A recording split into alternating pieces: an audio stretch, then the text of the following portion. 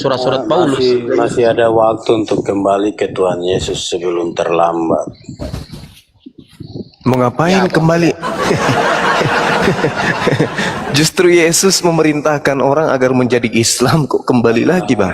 Yesuslah yang menjadi pengantara antara manusia dan Tuhan. Dia yang nanti mengantarai kita, bukan Muhammad. Bukan. Lalu bagaimana? Ini bagus ini. Sekarang gini, ketika Yesus hendak meninggalkan dunia, dia berpesan kepada muridnya Bani Israel, yang akan datang adalah roh kebenaran, bukan Yesus yang datang lagi.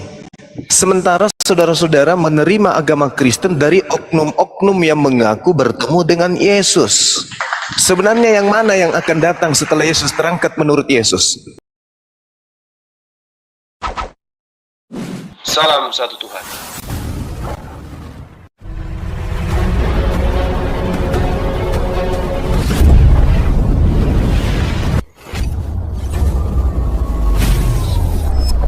Ya, pengantar ini singkat, para sahabat. Dukung semua ya, sahabat-sahabat kita, channel Bensa News Muslim. Di like, di subscribe, di share sebanyak mungkin, untuk supaya mencegah sahabat-sahabat kita di luar sana tidak terpengaruh terhadap pemurtadan. Semoga Allah memberikan selalu sikap istiqamah. Salam satu Tuhan, Allahu Akbar. Paulus yang berbohong. Itu Yesus memang yang datang langsung ke dia. Iya, tapi kan Yesus mengatakan yang datang setelah aku. Saudara, Yesus sendiri berbicara kepada Yohanes di ketahuan, kebongkar semuanya, kebongkar semua. Ternyata yang datang di penulis Wahyu juga adalah Yesus. Tunggu. Kata Yesus, sabar. Kata Yesus di Yohanes 16 nomor 7. Adalah lebih baik jika aku pergi, sebab kalau aku tidak pergi, roh kebenaran itu tidak datang kepadamu. Sekarang yang datang, sabar Bang, yang datang setelah Yesus terangkat ke langit, menurut Yesus siapa? Kalau untuk kasus Paulus dan Wahyu, itu Yesus sendiri yang datang. Sekarang siapa yang bohong kalau begitu? Pertanyaannya siapa yang bohong? Kuduslah yang bekerja. Sekarang siapa yang bohong kalau begitu? Nah, sekarang saya mau tanya. Enggak, tunggu. Sekarang siapa yang bohong? Yesus kah atau Paulus yang bohong? Enggak ada yang bohong. Lah, Yesus tadi mengatakan setelah dia terangkat, Abang, setelah dia terangkat. Zamannya Paulus, Yesus langsung muncul dengan dia kan, walaupun dia sudah berkata bahwa nanti Roh Kudus yang turun. Sebelum diambil alih sama saudara saya, God. Sekarang gini, kata Yesus yang datang setelah dia Yesus atau Roh Kudus? Roh kebenaran. Ya, dia datang kepada Paulus itu langsung. Bukan begitu jawabannya. Pertanyaan saya tidak begitu, abangku. Pertanyaan saya, yang datang setelah Yesus menurut Yesus itu siapa? Sekarang begini, kalian Islam, ya. Nggak bisa jawab kan? Dia menutupi kebohongan Paulus. Di mana Yesus mengatakan bahwa sabar bang, sabar. Setelah Yesus terangkat ke langit, menurut Yesus Kristus. Ini sederhana kalau mau waras sederhana loh. Menurut Yesus setelah dia terangkat ke langit, Roh Kudus yang bekerja sekarang. Saudara, setelah Yesus terangkat, menurut Yesus yang datang setelahnya itu siapa? Roh Kudus. Jawab. Roh Kudus kan? Ya. Nah, yang datang kepada Paulus siapa? Yesus sendiri, bukan Roh ya, Kudus. sama enggak dengan ucapan Yesus dengan pengakuan Paulus? Sama enggak? Ya sama. Loh, yang datang setelah Yesus menurut Yesus Roh Kudus, tapi yang datang kepada Paulus setelah Yesus terangkat malah Yesus. Yesus itu sendiri adalah Roh yang datang. Di mana dalilnya itu? Tolong ajarin saya. Di mana? Di mana dalilnya bahwa Yesus adalah Roh Kudus? Yohanes 1.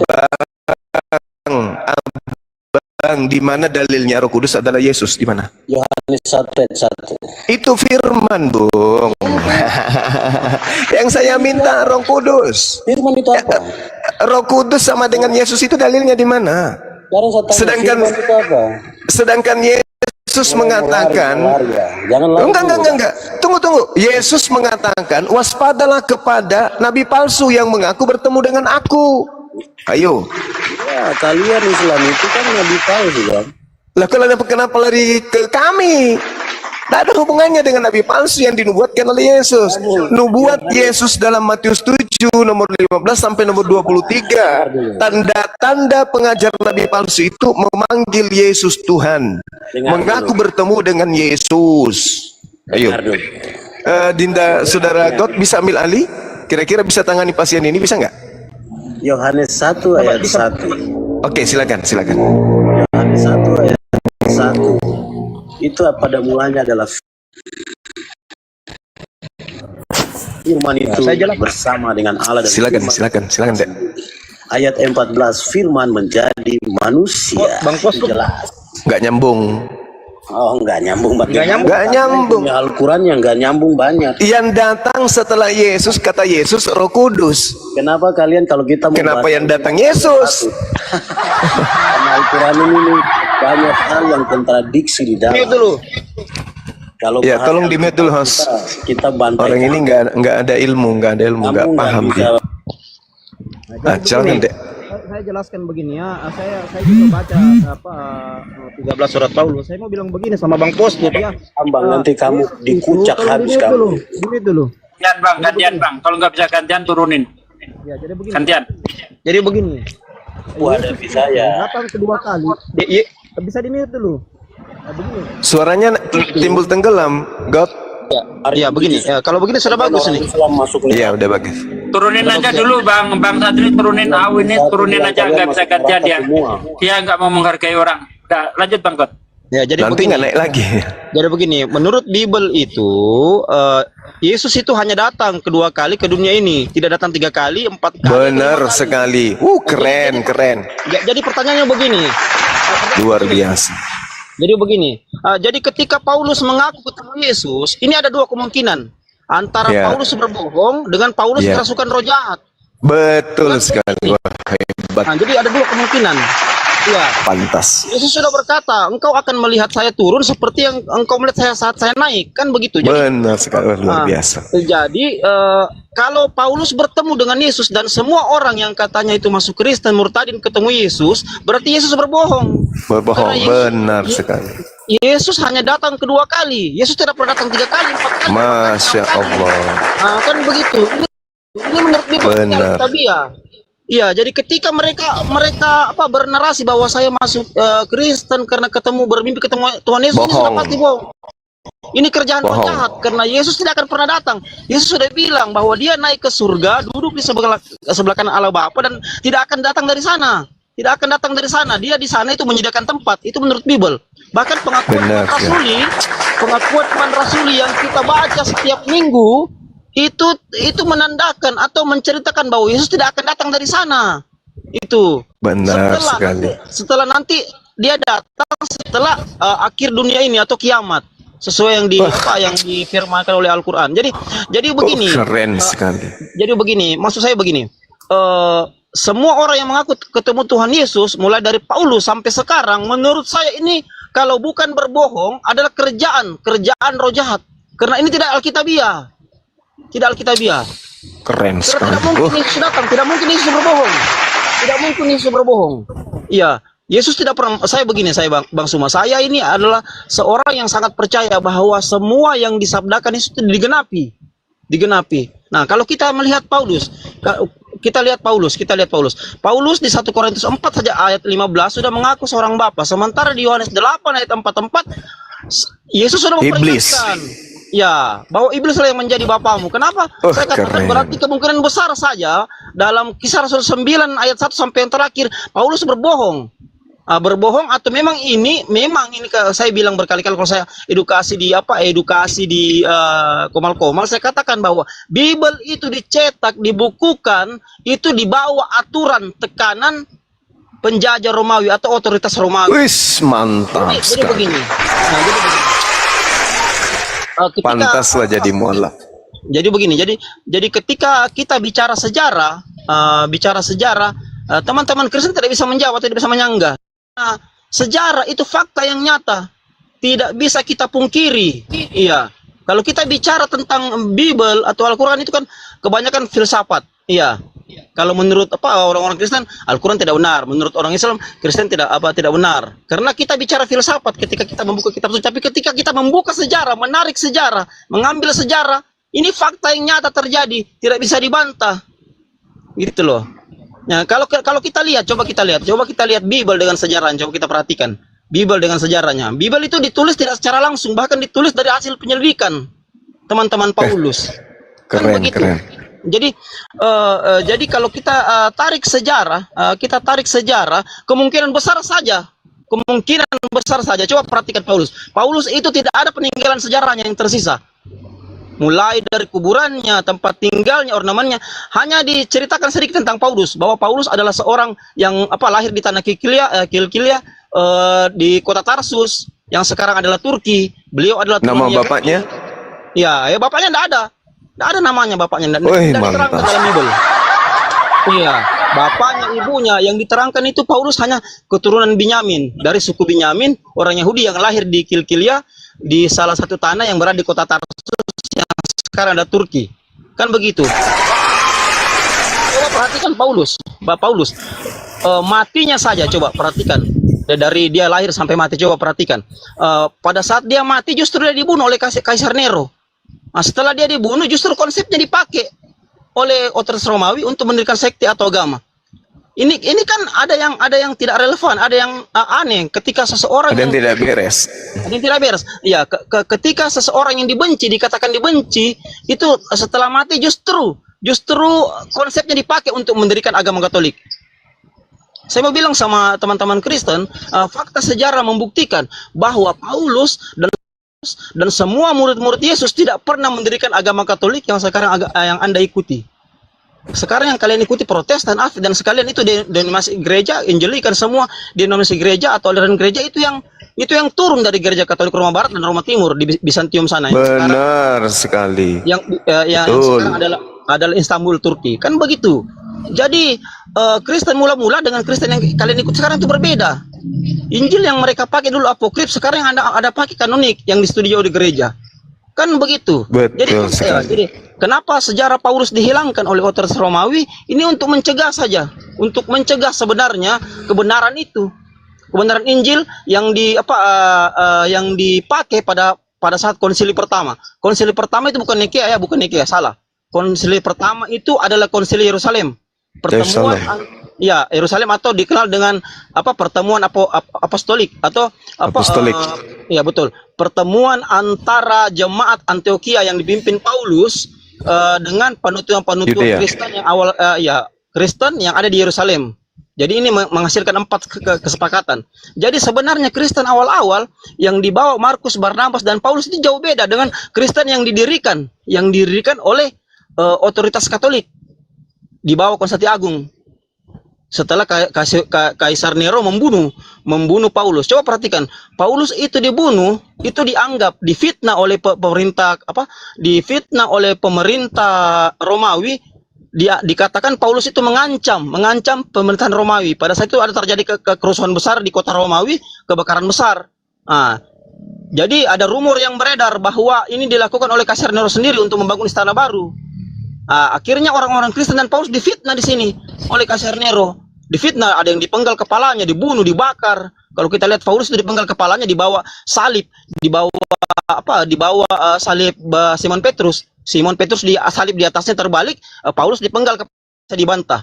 Tapi kenapa setelah mereka berdua dibunuh, konsepnya justru dipakai untuk mendirikan sekte atau untuk mendirikan agama oleh Katolik Roma. Kan begitu. Begitu cerita sejarah. Abesius, Ticatus, semua ahli-ahli sejarah berkata seperti itu, menarasikan seperti itu. Ahli-ahli sejarah dari Romawi. Jadi kita perlu tahu bahwa semua Bible dan semua yang terjadi pada masa itu diatur oleh otoritas Romawi, diatur oleh otoritas Romawi. Sampai konsili Nikea I, di mana konsili Nikea I yang melahirkan pengakuan iman rasuli. Di sini Yesus boleh dikata Yesus dilantik untuk disembah atau dijadi Tuhan. Jadi Tuhan ini kan sebenarnya melawan paham Arius. Dari ketiga pembahasan di sini melawan paham Arius yang masih membawa sisa-sisa ajaran Barnabas, Markus dengan Petrus. Kan begitu. Jadi konsep Tritung di Nikea 1 ini sudah masuk. Saya mau bilang bahwa Yesus dan Paulus tidak pernah mengajarkan Tritunggal. Tidak sama sekali. Bahkan pengakuan iman Rasul yang diadopsi dari 6 konsep Paulus dan dari ajaran Paulus itu tidak ada Tritunggal di situ. Karena menempatkan Roh Kudus jauh di bawah Bapa, Khalik langit dan bumi, dan Yesus Kristus sebagai Tuhan. Ya, kan begitu di pengakuan iman Rasul itu. Jadi, ketika kita mendalami pengakuan iman Rasul saja kita sudah tahu bahwa Tritung itu sebenarnya ajaran manusia. Nah, kalau kita cross check sejarah, Tritung juga itu diajar oleh Tevelius dengan Tertullianus itu di pertengahan abad ke-4. Mulai dari tahun pertengahan abad ke-2 170 Tevelius yang cetuskan, setelah itu di pertengahan abad ke-4 setelah Konsili Nikea I baru dipopulerkan oleh Tertullianus. Belum lagi ajaran Sabellius. Sabellius ini dari Italia yang pertengahan abad ke-3. Ini juga yang banyak merasuki denominasi gereja Kristen pada saat ini. Nah, kan begitu. Jadi ketika kita tarik sejarah, Paulus ini sebenarnya boleh dikatakan tokoh fiktif, boleh dikatakan Paulus juga berdusta. Tapi kita tidak tahu pasti karena semua di bawah tekanan otoritas Romawi pada saat itu. Coba lihat, seandainya Paulus benar-benar nyata, mana peninggalannya? Semua nabi-nabi punya peninggalan, sementara Paulus mana? Yang dikatakan rasul itu di mana? Dikatakan nabi di Kisah Rasul 13, Paulus itu dikatakan nabi di Kisah Rasul 13, bukan hanya sekedar rasul. Coba mana peninggalannya, kuburannya di mana, tempat tinggalnya di mana, ornamen-ornamen tentang Paulus, Pak, salibnya, topinya mungkin mana semua, coba. Tidak ada diterangkan. Kan seperti itu mungkin Bang Suma. Jadi Mantap sekali. Wah, keren. Jadi bisa dikatakan bahwa tokoh Paulus ini antara ada dan tiada. Ya, setuju. Seperti itu. Antara dan kita tidak tahu pasti. Iya, kita hanya membaca sekilas saja tentang sejarah Paulus. Itu pun disampaikan oleh Ebesius dan Tichatus, seorang sejarawan Romawi. Bahkan dari kumpulan surat-surat Paulus itu ada 6 yang ditolak sejarawan Kristen sendiri. Ada 6 surat Paulus yang ditolak, yang dikatakan palsu. Ini bukan tulisan Paulus, tapi tulisan otoritas Romawi. Itu ada sejarah. Iya. Ya, ada 6 itu surat Paulus menarik. diterima oleh sejarawan Kristen, profesor Kristen. Efesus, Timotius, Tesalonika, itu tidak diterima oleh sejarawan Kristen karena menurut mereka ini palsu. Iya. Kan itu 13 surat Paulus itu mulai dari kitab Roma sampai kitab Filemon. Kalau Ibrani itu bukan karangan Paulus, Ibrani itu jemaat Ibrani yang tulis. Kan seperti itu. Jadi kalau kita kembali ke Kisah Rasul 9, ini di sini 2 kemungkinan saja. Kalau betul ini nyata terjadi, Paulus bukan tokoh fiktif, Paulus tokoh nyata. 2 saja. Kalau bukan Paulus berbohong, Paulus kerasukan roh jahat. Iya, karena kalau menurut Bible juga orang yang kerasukan roh jahat itu apa? Yang awal yang dia rasakan kalau ada buta. Itu kalau kerasukan roh jahat. Iya. Ketika Yesus dengan Beelzebul bercerita tentang Beelzebul di Matius itu kan di situ dikatakan bahwa seorang yang kerasukan roh jahat itu buta dan bisu. Ketika orang kerasukan roh jahat buta dan bisu, berarti ketika kalau betul Paulus tokoh nyata, ketika dia ketemu yang katanya ketemu Tuhan Yesus di jalan menuju Damsyik atau Damaskus itu berarti roh jahat, karena pada saat Paulus ketemu itu buta Paulus di situ. Paulus buta di situ. Kedengaran suara saya mungkin Bang Suma? Kedengaran suara saya? Ya, jadi hanya 2 kemungkinan. Kalau Paulus mengaku memang betul Paulus tokoh nyata, Paulus mengaku ketemu Yesus. Kalau bukan Paulus bohong, yaitu Paulus kerasukan roh jahat. Karena menurut Bible ketika kita kerasukan roh jahat, hal yang paling pertama kita rasakan adalah buta. Coba perhatikan itu, baca itu Kisah Rasul 9. Paulus buta di situ. Ketika melihat sinar yang katanya Yesus itu menyilaukan. Paulus buta di situ. Jadi yang buta menurut Bible itu adalah orang yang kerasukan roh jahat. Jadi boleh dikatakan kalau bukan Paulus berbohong, Paulus kerasukan roh jahat. Kira-kira gitu Bang Suma. Tanggapan saya dengan apa Bang Puspot tadi itu. Nah gitu loh. Iya, Masya Allah, luar biasa ini ya. Masya Allah. Wajar Ada kecap, kalau beliau kemudian mu'alaf. Iya, silakan. ada Thank you. kecap dibuang di angkot. Mantap Bang Kuat. Oke Bang, kita sapa dulu Bang Robi. Selamat malam. Bang Robi. Ya, halo, selamat malam. Malam Bang. Bang Islam atau Kristen? Kristen ya Bang? Kristen, Bang. Baik Bang, apa yang ingin disampaikan Bang atau ada tanggapannya terhadap Bang God tadi, penyampaian yang tadi? Sebenarnya saya minta maaf terlebih dahulu karena saya juga belum terlalu mendalam dalam pengetahuan tentang Kristen. Ya, tapi sedikit berbagi aja mungkin kan di kitab Kristen itu kalau yang dibahas-bahas tadi begini Bang. Kalau menurut kami, keimanan kami keimanan kami bahwa yang dikatakan ketika Yesus pergi, yang akan dikirimkan, yang akan datang adalah Roh Kudus kan? Itu pembahasan tadi. Hibur bang, roh penghibur bang. Iya, itu Roh Kudus. Menurut keimanan Kristen. Keimanan Kristen. Dan itu yang dilihat oleh Paulus itu memang pribadi Yesus karena menurut keimanan Kristen bahwa kalau roh itu kan tidak bisa dilihat. Roh itu tidak bisa dilihat. Dan yang dilihat oleh Paulus itu Yesus Kristus sendiri karena memang ya konsepnya kalau roh tidak bisa dilihat. Ya itu dia. Jadi bukan sebenarnya menurut pemahaman saya tidak ada yang berbohong. Kedua, kalau pribadi Yesus itu sendiri akan terasa lucu kalau seandainya Yesus itu hadir di sini dan juga Yesus itu hadir di sana, akan lucu. Sehingga dia harus berbentuk roh supaya bisa hadir kemana-mana. Dan saya rasa di Islam juga punya pemahaman seperti itu kalau bicara soal roh. Ya, kalau secara pribadi ya enggak akan lucu kalau seandainya dia bisa hadir kemana-mana. Kira-kira mungkin seperti itu dulu. Jadi begini Bang Robi, saya perlu ulangi lagi. Nah, Yesus itu menurut pengakuan iman rasuli hanya datang 2 kali dalam dunia ini. Jadi kalau Bang Robi katakan bahwa dia betul itu Yesus tidak berbohong, berarti Bang Robi menyangkali pengakuan iman rasuli Bang Robi. Karena jelas di pengakuan iman rasuli Yesus tidak datang 3 kali, 4 kali, 5 kali. Nah, sekarang kalau dia bertemu Paulus berarti dia datangnya 3 kali. Ketika semasa hidup bertemu Paulus dengan datang nanti pada akhir dunia ini atau kiamat. Kan begitu Bang Robi. Jadi sebenarnya siapa yang menyangkal Bible sendiri? Gitu loh. Yesus menurut pengakuan iman rasuli itu hanya datang 2 kali ke dunia ini. Sekarang kalau dia bertemu Paulus berarti Yesus datangnya 3 kali.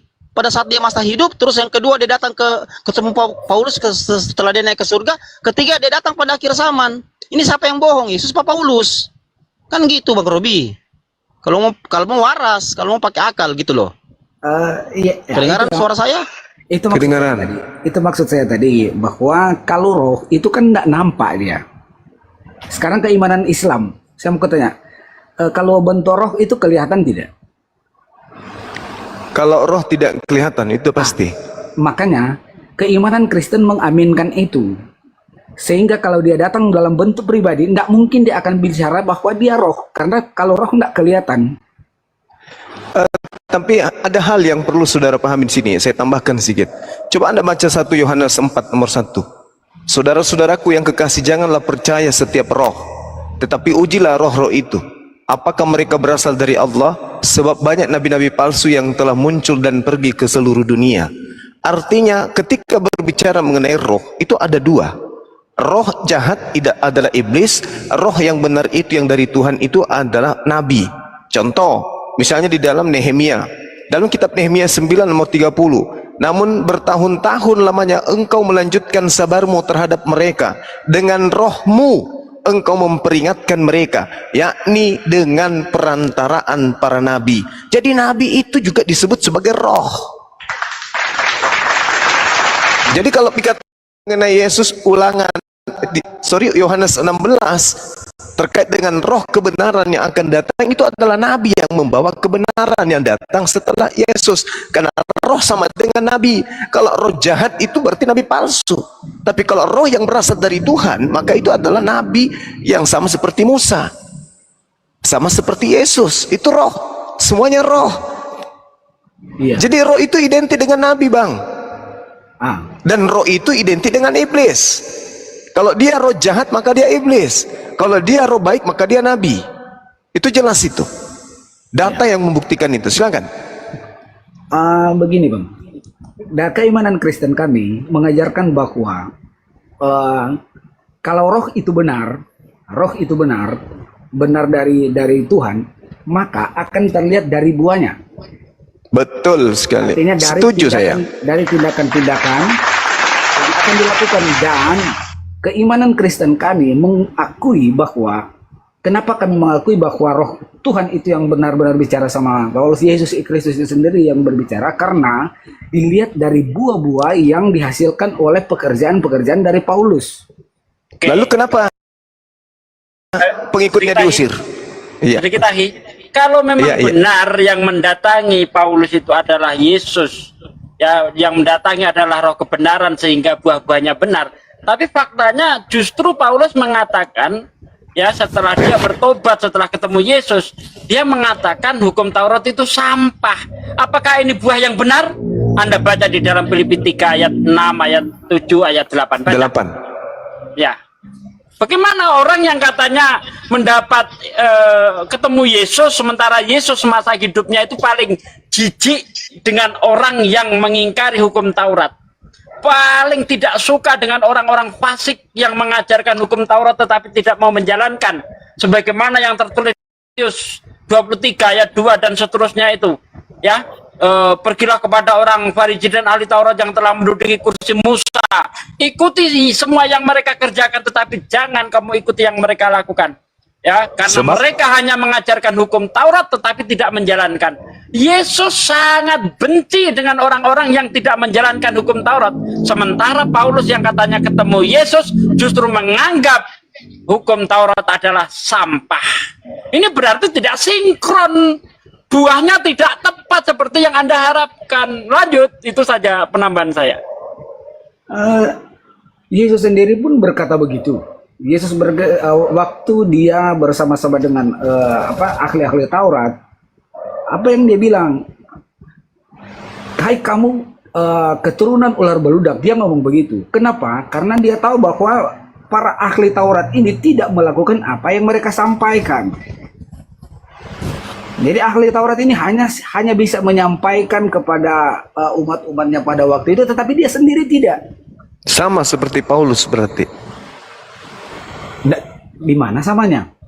1 Korintus 19 nomor 20. Terhadap orang yang taat kepada hukum Taurat, saya berlaku seperti orang yang taat kepada hukum Taurat, meskipun saya tidak taat kepada hukum Taurat. Jedor.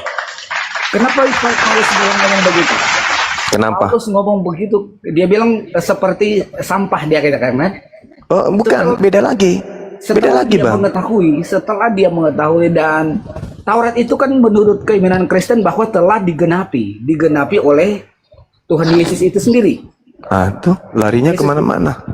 Bukan, Bang. Yesus itu yang menggenapi hukum Taurat itu. Kok hukum Taurat digenapi? Loh, hukum Taurat, kitab-kitab Taurat, sorry. Kitab-kitab Taurat itu kan di situ nubuatan-nubuatan yang belum terjadi dan tergenapi ketika Yesus. Itu menurut keimanan Kristen. Boleh nggak saya minta, sabar dikit, boleh nggak saya minta satu data dari Taurat tentang penyaliban dalam Taurat? Mati di atas tiang salib itu di mana di dalam Taurat? Saya minta maaf, Bang, saya enggak cukup data untuk itu. Memang nggak ada, Bang, nggak ada memang. Ada datanya, Oke, Bang. Tapi silakan. Ada atau tidak ada? Kalau ada kita tunggu nih berapa menit. Saya lagi tidak di rumah masalahnya. Oke, baik. Silakan Adik God dilanjut. Jadi begini Bang Robi, tidak ada nubuatan tentang Yesus itu disalib kalau di Perjanjian Lama. Yang ada itu nubuatan tentang damai sejahtera, seperti yang saya kasih ayatnya tadi itu. Jadi begini, Bang Robi, mungkin kurang paham sedikit yang dimaksud Bang Suma. Paulus itu tidak ada bedanya dengan ahli-ahli Taurat dan orang Farisi, di mana Paulus itu hanya menyampaikan saja tapi tidak melakukan. Buktinya di Efesus 2 ayat 15 kan dia membatalkan secara total hukum Taurat. Jadi begitu. Jadi begini, saya terangkan dulu ini masalah pembatalan hukum Taurat. Sebenarnya pembatalan hukum Taurat itu dimulai di Konsili Yerusalem atau apostolik itu. Coba baca sejarahnya, literasi sejarahnya. Karena ada 3 pembahasan di situ. Salah satunya pembahasannya adalah memvalidasi hukum Musa. Itu dihadiri memang. Tapi karena memang kenapa di situ melahirkan empat keputusan, semua keputusan dari 4 keputusan itu dan melahirkan dua perintah besar. Perintah besar itu salah satunya memerintahkan Paulus untuk memberitakan Injil yang dibawa Barnabas dan Markus. Iya. Kalau kita lihat dari hasil keputusan, 4 keputusan itu, memang di sini awal mula surat-surat Paulus ditulis untuk membatalkan hukum Taurat. Kan begitu. Coba silakan Anda baca literasinya, masih ada tersisa di Google itu tentang Konsil Yerusalem atau konferensi apostolik itu. Nah, di situ kira-kira. Jadi awal mulanya di situ Bang Suma. Jadi Paulus itu hanya meneruskan di Konsil Yerusalem itu. Nah, jadi surat rujukannya itu sebenarnya dari tulisan Paulus di Galatia itu. Di Galatia itu. Jadi saya mau bilang sama Bang Robi begini, Yesus itu datang menggenapi. Abang Robi tahu nggak arti menggenapi? Coba buka di Google dulu Bang, supaya Abang mengerti loh. Jangan asal bicara aja. Jadi begini, digenapi itu artinya dilakukan, ditaati, diteruskan. Itu loh, itu arti kata digenapi. Jadi kalau Anda berkesimpulan kita tidak perlu lagi melakukan hukum Taurat karena Yesus sudah menggenapi, justru Anda salah. Ketika Yesus menggenapi itu justru umatnya harus mengikuti, melakukan, karena arti kata digenapi itu diikuti, dilakukan, diteruskan gitu loh Bang Robi. Jangan ketika Yesus telah menggenapi Anda tidak lagi melakukan hukum Taurat, itu Anda salah.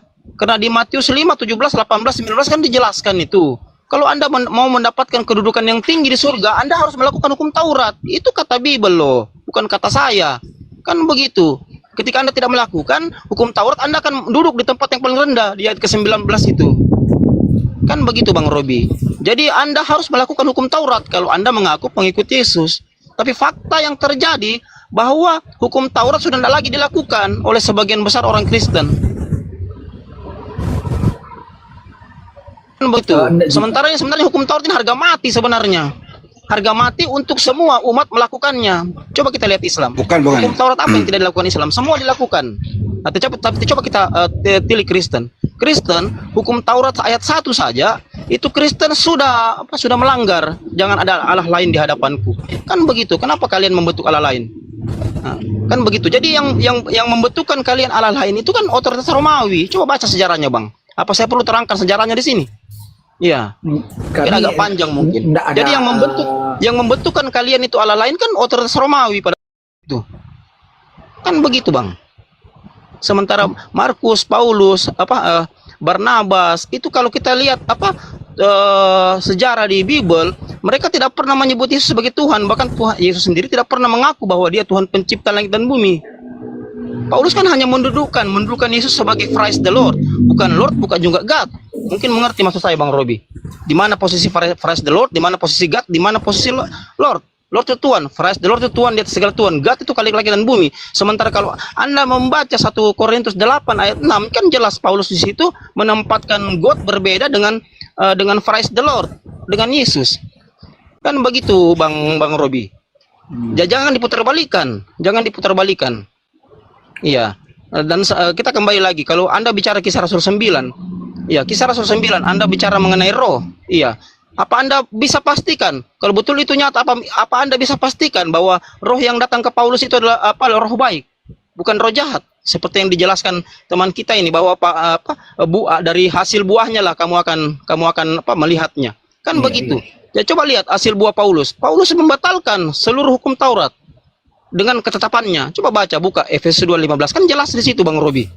Iya, itu bukan hanya hukum seremonial yang dibatalkan oleh Paulus, tapi semuanya Bang. Semuanya Bang. Termaksud jangan ada Allah lain di hadapanku. Makanya dibentuklah menjadi Yesus itu sebagai seorang yang disembah. Tapi ini sebuah kegenapan sebenarnya. Ini kegenapan dari Yesaya 14:12. Jadi semua nubuatan-nubuatan yang ada di PL sebenarnya tidak bercerita tentang salib, tapi bercerita tentang nubuatan siapa itu bintang timur, siapa itu Mesias. Kan begitu. Saya tidak usah bongkar di sini, nanti saya dikatakan penista agama. Nanti cari aja sendiri ya literasinya, cari aja sendiri tentang bintang timur, tentang Mesias, cari aja dan silakan Anda cocokkan sesuai Bible. Makanya ketika saya bicara Bible itu banyak ayat-ayat Bible itu yang tidak cocok duduk di Bible sebagai buku yang dikatakan kitab suci, itu banyak juga orang Kristen yang WA saya, DM saya masalah ini. Kalau Anda mengkaji secara dalam Bible terlalu banyak ayat-ayat yang dalam Bible itu yang tidak cocok duduk di sebuah buku yang dikatakan kitab suci. Ya, silakan Bang Robi DM saya, nanti saya kasih semua ayatnya ya. Di sini kurang lebih ada data saya ada sekitar 50-an ayat yang menurut saya ini bukan ajaran asli Allah Abraham, Ishak dan Yakub, bukan ajaran asli Isa bahkan Paulus, tapi ini ajaran di luar dari mereka. Nah, kalau ajaran di luar dari mereka boleh dikata ajaran satanik atau ajaran setan. Kira-kira begitu, Bang Robi. Ya, silakan lanjut Bang Suma. Silakan. Iya, silakan. Ada bubuk dibuang percuma. Cambuk Bang Juma. Wah. Bahaya juga. Kita di sini saling membagi aja Bang, kan untuk memaksakan Iya, silakan. itu Iya. Jadi saya tambah sedikit Bang Robi. Tadi malam begini Bang Robi. Tadi malam itu saya di roomnya Uniriva. Saya membahas tentang kekejaman peperangan. Ketika teman-teman di Batar Kristen memprotes kekejaman orang-orang Islam, saya justru kembali menarik sejarah.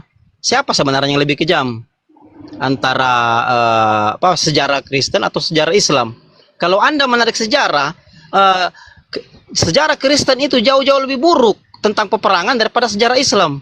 Kalau Anda membaca sejarah perang salib atau Anda mungkin membaca sejarah kejadian-kejadian di Perjanjian Lama, bagaimana kerajaan Israel berperang dengan kerajaan-kerajaan lain. Kalau Anda melihat sejarah, justru sejarah Kristen itu jauh lebih buruk daripada sejarah peperangan Islam. Apa saya mau cerita di sini Bang Robi atau Bang Robi cari sendiri? Akan begitu. Ini semua muaranya dari keluaran. Nah, jadi kalau Anda debater Kristen mengatakan bahwa Islam itu kejam, Islam itu rasis, justru kalau kita menarik sejarah, yang lebih rasis itu kalian. Bahkan Tuhan kalian rasis. Kalau menurut Perjanjian Lama. Ya, suara saya bisa didengar? Bisa. Bisa. Ya, silakan aja buka Keluaran 22 itu 4. Jadi kalau kita menarik sejarah Kristen itu jauh-jauh lebih buruk tentang peperangan daripada sejarah Islam. Kan begitu. Iya. Jadi kita jangan melupakan sejarah. Jadi Bang Robi silakan belajar sejarah Kristen Bang, atau minimal Abang Robi kalau udah paham sejarah Kristen, paham dulu sejarah Bible. Paham dulu sejarah Bible, berikut dasar-dasar Bible. Sekarang saya lihat banyak orang Kristen yang naik di Komal itu justru tidak paham dengan dasar-dasar Bible-nya. Apalagi sejarah Bible, apalagi sejarah kekristenannya. Makanya ketika saya melakukan edukasi, itu tadi malam di rumahnya Bang Ucup, banyak sekali orang Kristen yang hadir di situ. Banyak sekali, dan mereka sangat suka saya mengulas atau saya bicara tentang sejarah Kristen. Mereka sangat suka. Kenapa saya katakan? Karena mereka tidak tahu, akhirnya mereka tahu. Jadi penghujatan tentang Islam itu berhenti ketika mereka menghujat Islam bahwa Islam itu rasis, bahwa Nabi Muhammad itu tukang kawin. Ketika kita tarik sejarah, justru sejarah Kristen jauh-jauh lebih parah menurut Bible itu sendiri. Nah, begitu loh Bang Robi. Iya. Jadi jangan coba-coba menghina Nabi di hadapan saya, jangan coba-coba menghina Al-Quran di hadapan saya. Saya akan bukakan sejarah kepada kalian bahwa sejarah kalian ini jauh-jauh lebih buruk daripada sejarah Islam dan Al-Quran. Nah, begitu kira-kira Bang Robi. Kalau pendapat saya sih iya Bang, memang begitu. Kalau enggak pernah saya menghina agama kalian, enggak pernah. Karena memang sedikit banyak saya tahu tentang sejarah-sejarah yang Abang baru bilang tadi. Memang tahu saya. Iya, jadi kalau kalian katakan bahwa Tuhan kami rasis, sejarah kami rasis, Anda jauh-jauh lebih rasis, jauh-jauh lebih buruk sejarah Kristen kalian itu. Kan begitu. Ribuan pembantaian di muka bumi ini sampai sekarang itu justru dilakukan oleh orang-orang yang katanya mengaku ajaran kasih. Kan begitu. Bahkan saya mau katakan kepada Bang Robi, kalau Bang Robi belajar sejarah, dua aliran gereja terbesar yang menguasai dunia saat ini itu bukan lahir dari ajaran kasih, tapi lahir dari rasa kecewa. Abang pernah baca enggak sejarahnya? Dua aliran gereja yang menguasai dunia ini? Itu gereja Anglikan, Kristen Anglikan, dan Kristen Protestan. Protestan. Apa abang pernah baca sejarahnya bahwa dua aliran gereja ini bukan lahir dari ajaran kasih, tapi lahir dari rasa kecewa, tanda protes yang berat? Pernah nggak?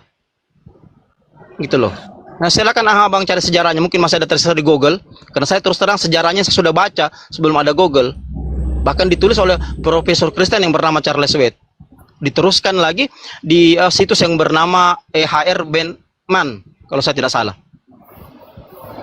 Jadi ketika Anda berkata bahwa nabi kita, nabi Islam itu pedofilia, tukang kawin, saya akan mengembalikan dengan sejarah Kristen, dengan apa yang tertera di Bible.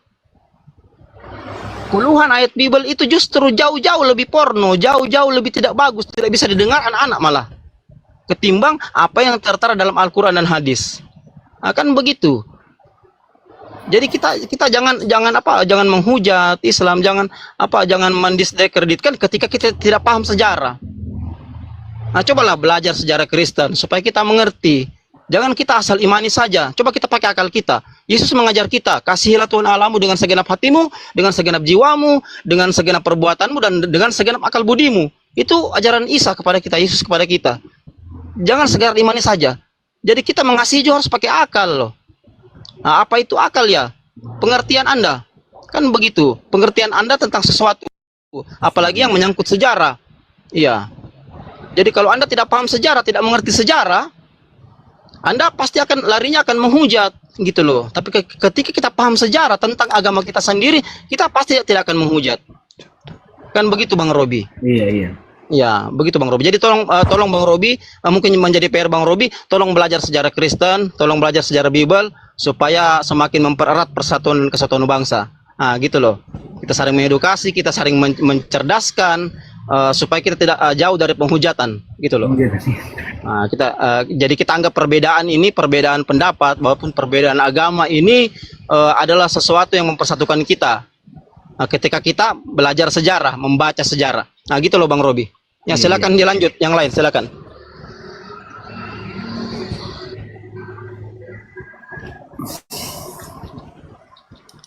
Ditanggapi dulu Bang, silakan. Gimana ya mau tanggapi? Saya berterima kasih atas apa pencerahan ini. Ya, membuka wawasan kami juga.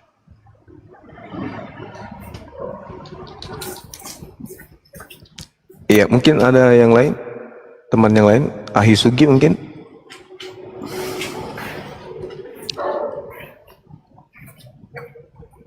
Teman-teman. Ya, jadi pada kesimpulannya ya, kita melihat di dalam data yang ada di dalam Bible, misalnya gini, di dalam Matius 12 sebagai angkatan jahat kan, orang-orang di situ minta angkatan jahat kan. Angkatan jahat ini minta kepada Yesus, berikanlah kami satu tanda. Dan tidak ada satupun tanda yang diberikan kepada angkatan jahat kecuali tanda Yunus. Sebab 3 hari 3 malam Yunus di dalam perut ikan anak manusia, 3 hari 3 malam di perut bumi. Nah, kaidah ini atau sistem ini atau pola ini kemudian tertulis di dalam data nomor 45 dari Matius 12 tadi. Lalu ia keluar dan mengajak 7 roh lain yang lebih jahat daripadanya, dan mereka masuk ke dalam situ berdiam diri. Maka akhirnya keadaan orang itu jauh lebih buruk dari keadaan semula. Demikian juga akan berlaku. Demikian juga akan berlaku atas angkatan yang jahat ini. Artinya, iblis akan merasuki orang-orang yang disebut sebagai angkatan jahat. Angkatan jahat yang beriman kepada penyaliban dan kebangkitan. Tanda Yunus, 3 hari 3 malam. Nah, faktanya kemudian tertulis di Matius 9. Apa yang diuraikan di Matius 9 itu sangat mengena. Dikatakan bahwa sedang kedua orang buta itu keluar dibawa kepada Yesus seorang bisu yang kerasukan setan.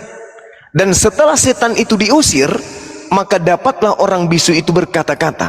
Maka heranlah orang-orang yang banyak. Artinya begini, ketika Paulus mengaku bertemu dengan Yesus, kemudian dia buta dan kemudian dia bisu, betul, dia sedang kerasukan setan. Dia sedang kerasukan setan. Dan memang kan dikatakan tadi bahwa ini akan terjadi terhadap angkatan jahat. Angkatan jahat itu akan berlaku bagaimana kemudian roh jahat akan masuk ke dalam dirinya.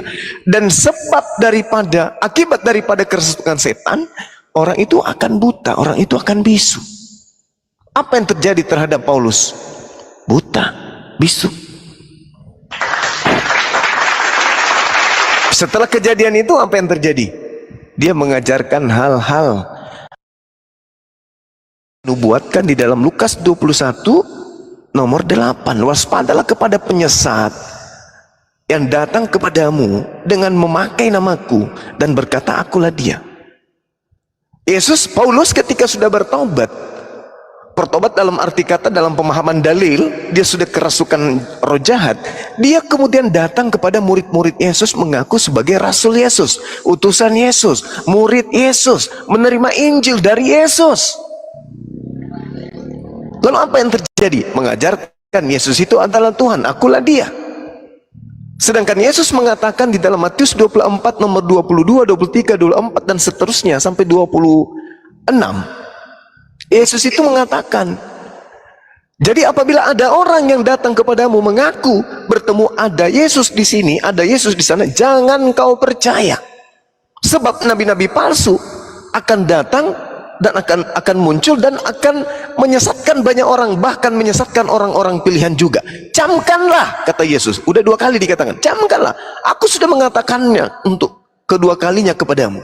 Apabila ada orang yang berkata dia bertemu Mesias di padang gurun, bertemu Mesias di dalam bilik, jangan kau percaya, sebab kedatanganku yang kedua nanti tandanya adalah seperti kilat yang menyambar dari timur sampai ke barat. Jadi kalau ada yang berkata bertemu Yesus, melihat cahaya, lalu kemudian dia mengajarkan kepada orang lain, jangan kau percaya, kata Yesus.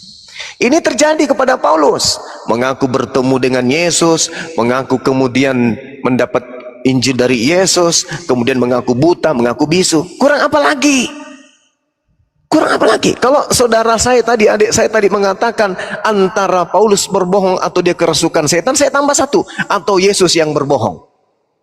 Tapi Yesus berbohong itu kan tidak mungkin. Yesus mengatakan di Yohanes 16 nomor 7, adalah lebih baik jika aku pergi, sebab kalau aku tidak pergi, roh kebenaran itu tidak akan datang kepadamu. Berarti setelah Yesus terangkat, yang datang adalah roh kebenaran, bukan Yesus.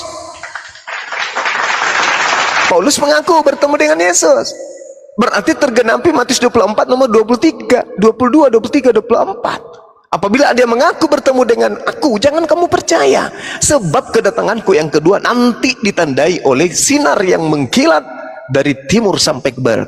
Sinarnya itu bercahaya dari timur sampai ke barat. Artinya semua orang akan tahu kedatangan Yesus untuk yang kedua kalinya. Semua orang akan tahu. Tidak seperti kasus yang Paulus ceritakan. Bertemu cuma dia yang tahu dengan segelintir orang. Ada yang mengatakan melihat cahaya, tidak mendengar suara. Ada yang mengatakan mendengar suara, tidak melihat cahaya. Kontradiksi. Oleh karena itulah kemudian, ayo, saatnya teman-teman yang sudah bertemu dengan internet, sudah bertemu dengan kehidupan serba digital, bertemu dengan para apologet Islam, dengan mudah kalian bisa menelaah kebenaran itu di mana, roh kebenaran itu di mana, dan roh jahat itu bekerja di mana. Saya kira begitu tambahan dari saya. Silakan. Bang Robi, silakan dibuka mute-nya. Gang Ubi ada celeng. Bang Robi, apa sudah oleng? Bang Robi, dibuka mute nih, Bang.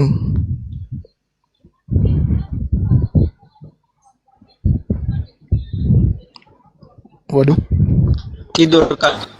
oleng beneran ini kayaknya. Halo, Bang. Ya, Ya, silakan, Bang. memang kalau bicara soal pemahaman dan tafsiran itu kita punya pemahaman dan tafsiran tersendiri, Pak. Ya. Dan pemahaman-pemahaman Kristen tentunya secara Kristen akan berbeda dengan pemahaman-pemahaman dari kayak abang-abang ini. Ya, jadi kita punya pengertian yang berbeda, pengertian dan pemahaman karena kita punya tafsiran yang berbeda. Kira-kira gambarannya seperti itu. Bukan berarti saya menolak, tetapi mungkin ya udah itulah pengertian kalian kan, dan kami punya tafsiran yang berbeda. Karena memang di Alkitab itu banyak yang seperti kiasan, bahasa-bahasa kiasan Alkitab itu banyak sekali. Sehingga banyak persepsi yang berbeda, apalagi antara kita yang berbeda pemahaman kan. Iya.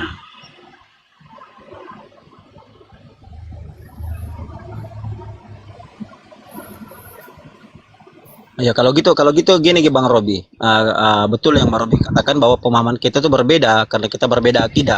Tapi saya mau bertanya sama Bang Robi, jadi pertanyaan saya ini mungkin menjadi renungan, sekalian renungan sama Bang Robi. Ya, saya tarik sejarah ya.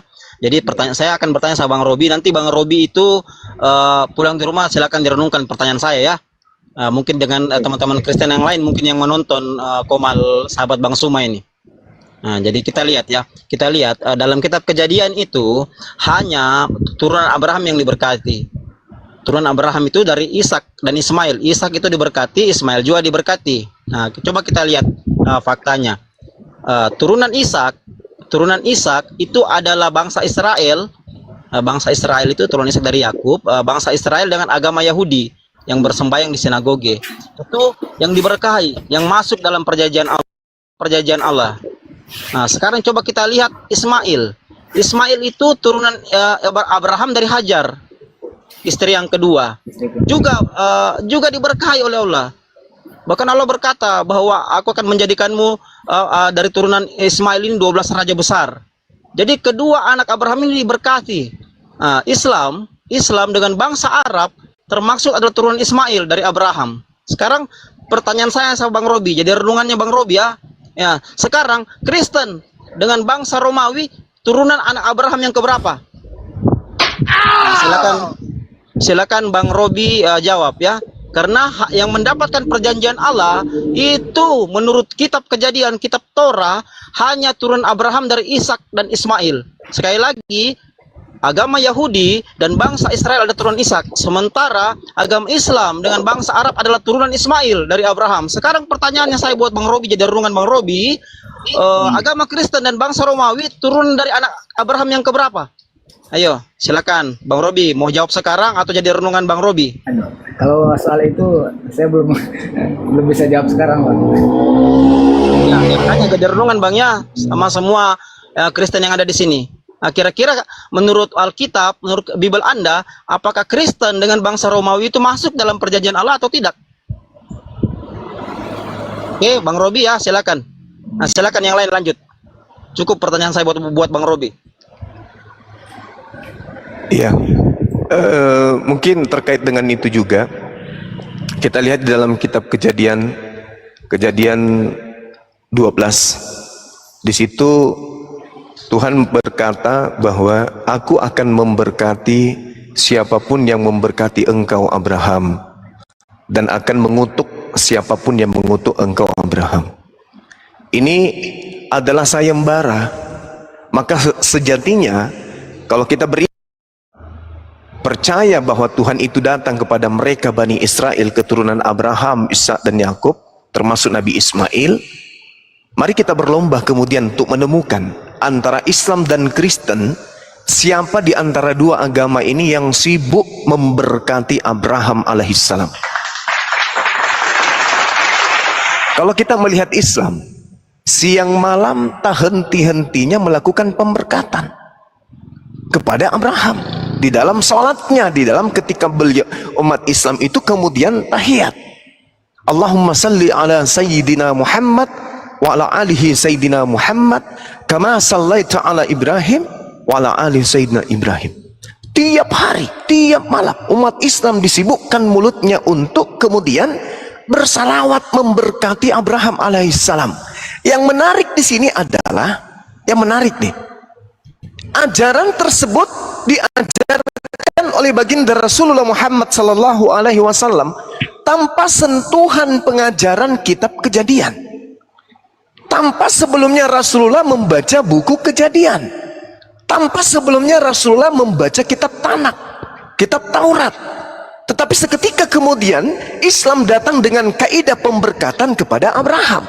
2024 kita bertemu di meja akademisi dialog seperti ini, kita membawa data-data dari kitabnya orang Kristen, saudara kita Kristen.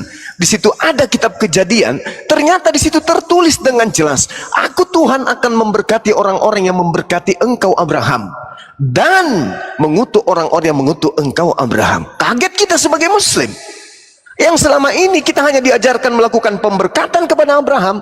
Ternyata di dalam kitab terdahulu ada kaidah itu, ada sayembara itu. Siapapun yang memberkati engkau Abraham, aku akan memberkati. Berarti umat Islam 1400 tahun lamanya sudah diberkati oleh pencipta langit dan bumi. Nah, sekarang mari kita lihat, siapa yang mengutuk engkau Abraham, aku akan mengutuk mereka. 2000 tahun perjalanan agama Katolik dan turunannya, termasuk Advent, termasuk Kristen apapun ini, Mesianik, itu justru mengutuk Abraham. Apa buktinya? Ismail adalah nabi disebut sebagai anak zina, anak tidak sah, anak budak. Abraham tidak sabaran, Abraham memiliki gundi dan seterusnya. Ini kutukan-kutukan kemudian yang dilakukan secara sengaja kepada Nabi Abraham karena mengutuk anaknya.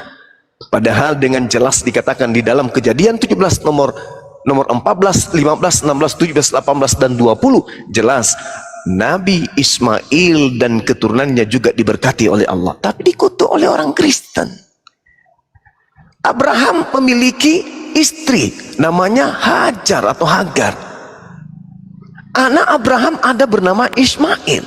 Tapi kalau ditanya saudara Kristen, dia mengatakan itu anak haram, itu anak zina, itu anak tidak sah. Dengan mengatakan Ismail anak haram, itu berarti Anda mengutuk Abraham sudah melakukan persinahan sehingga melahirkan anak yang haram. Terjadi Kejadian 12:3, aku akan memberkati siapapun yang memberkati engkau Abraham dan mengutuk siapapun yang mengutuk engkau Abraham. Kembali kepada tadi, agama Islam dihasilkan dari buah Nabi Ismail, agama Yahudi dihasilkan dari Nabi Ishak, agama Kristen dihasilkan dari, saya kira begitu sebagai tambahan. Terima kasih.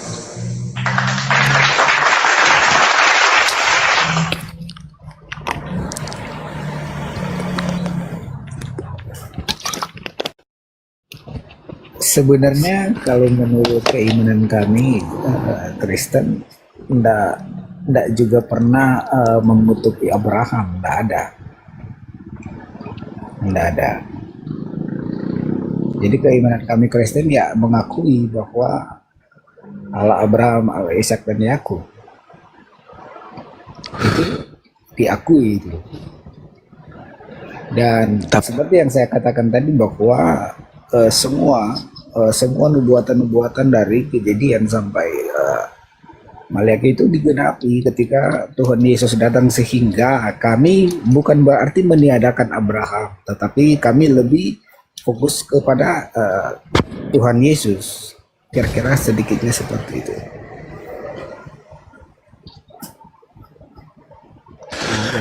Jadi saya tambah sedikit mungkin, Bang Robi ya. Saya mau bilang kepada teman-teman Kristen, jangan ke Israelan. Nah, sekali lagi, jangan ke Israelan karena agama Kristen dan bangsa Romawi menurut sejarah di Bible itu tidak masuk dalam perjanjian atau tidak masuk dalam turunan yang diberkahi. Itu maksud saya begitu. Jadi sebenarnya Yesus Isa itu sebenarnya sudah menubuatkan agama mana yang masuk yang masuk dalam kerajaan surga. Saya kan pernah mengulas ini. Silakan Bang Robi buka Matius 5 ayat 20 dan kita bicara fakta ya. Nah, kalau menurut Bang Robi, menurut saya tanya dulu Bang Robi ya sebelum saya lanjut sedikit menjelaskan. Bang Robi, sembahyang 5 kali dengan sembahyang 1 kali itu mana yang dibenarkan? Mana yang lebih benar di hadapan Tuhan? Ayo coba. Gimana? Bang Robi bisa jawab? Gimana? sembahyang 5 kali dengan sembahyang 1 kali sehari itu mana yang lebih benar di hadapan Allah? Tergantung orangnya kalau menurut saya. Oh, jadi menurut abang biar sembahyang 1 kali itu lebih benar daripada sembahyang 5 kali gitu loh. Kalau 1 kali dia benar-benar kepada Tuhan dan 5 kali tidak, ya berarti 1 kali. Sekarang begini, kalau 5 kali dia benar-benar kepada Tuhan dan 1 kali dia benar-benar kepada Tuhan, mana yang lebih benar? Sama. Oh, sama gitu. Oh, jadi Iya. sembahyang 5 kali menurut Bang Robi dengan 1 kali sama gitu loh. Intinya kebenaran dia dari hatinya begitu. itu benar-benar kepada Tuhan. Iya.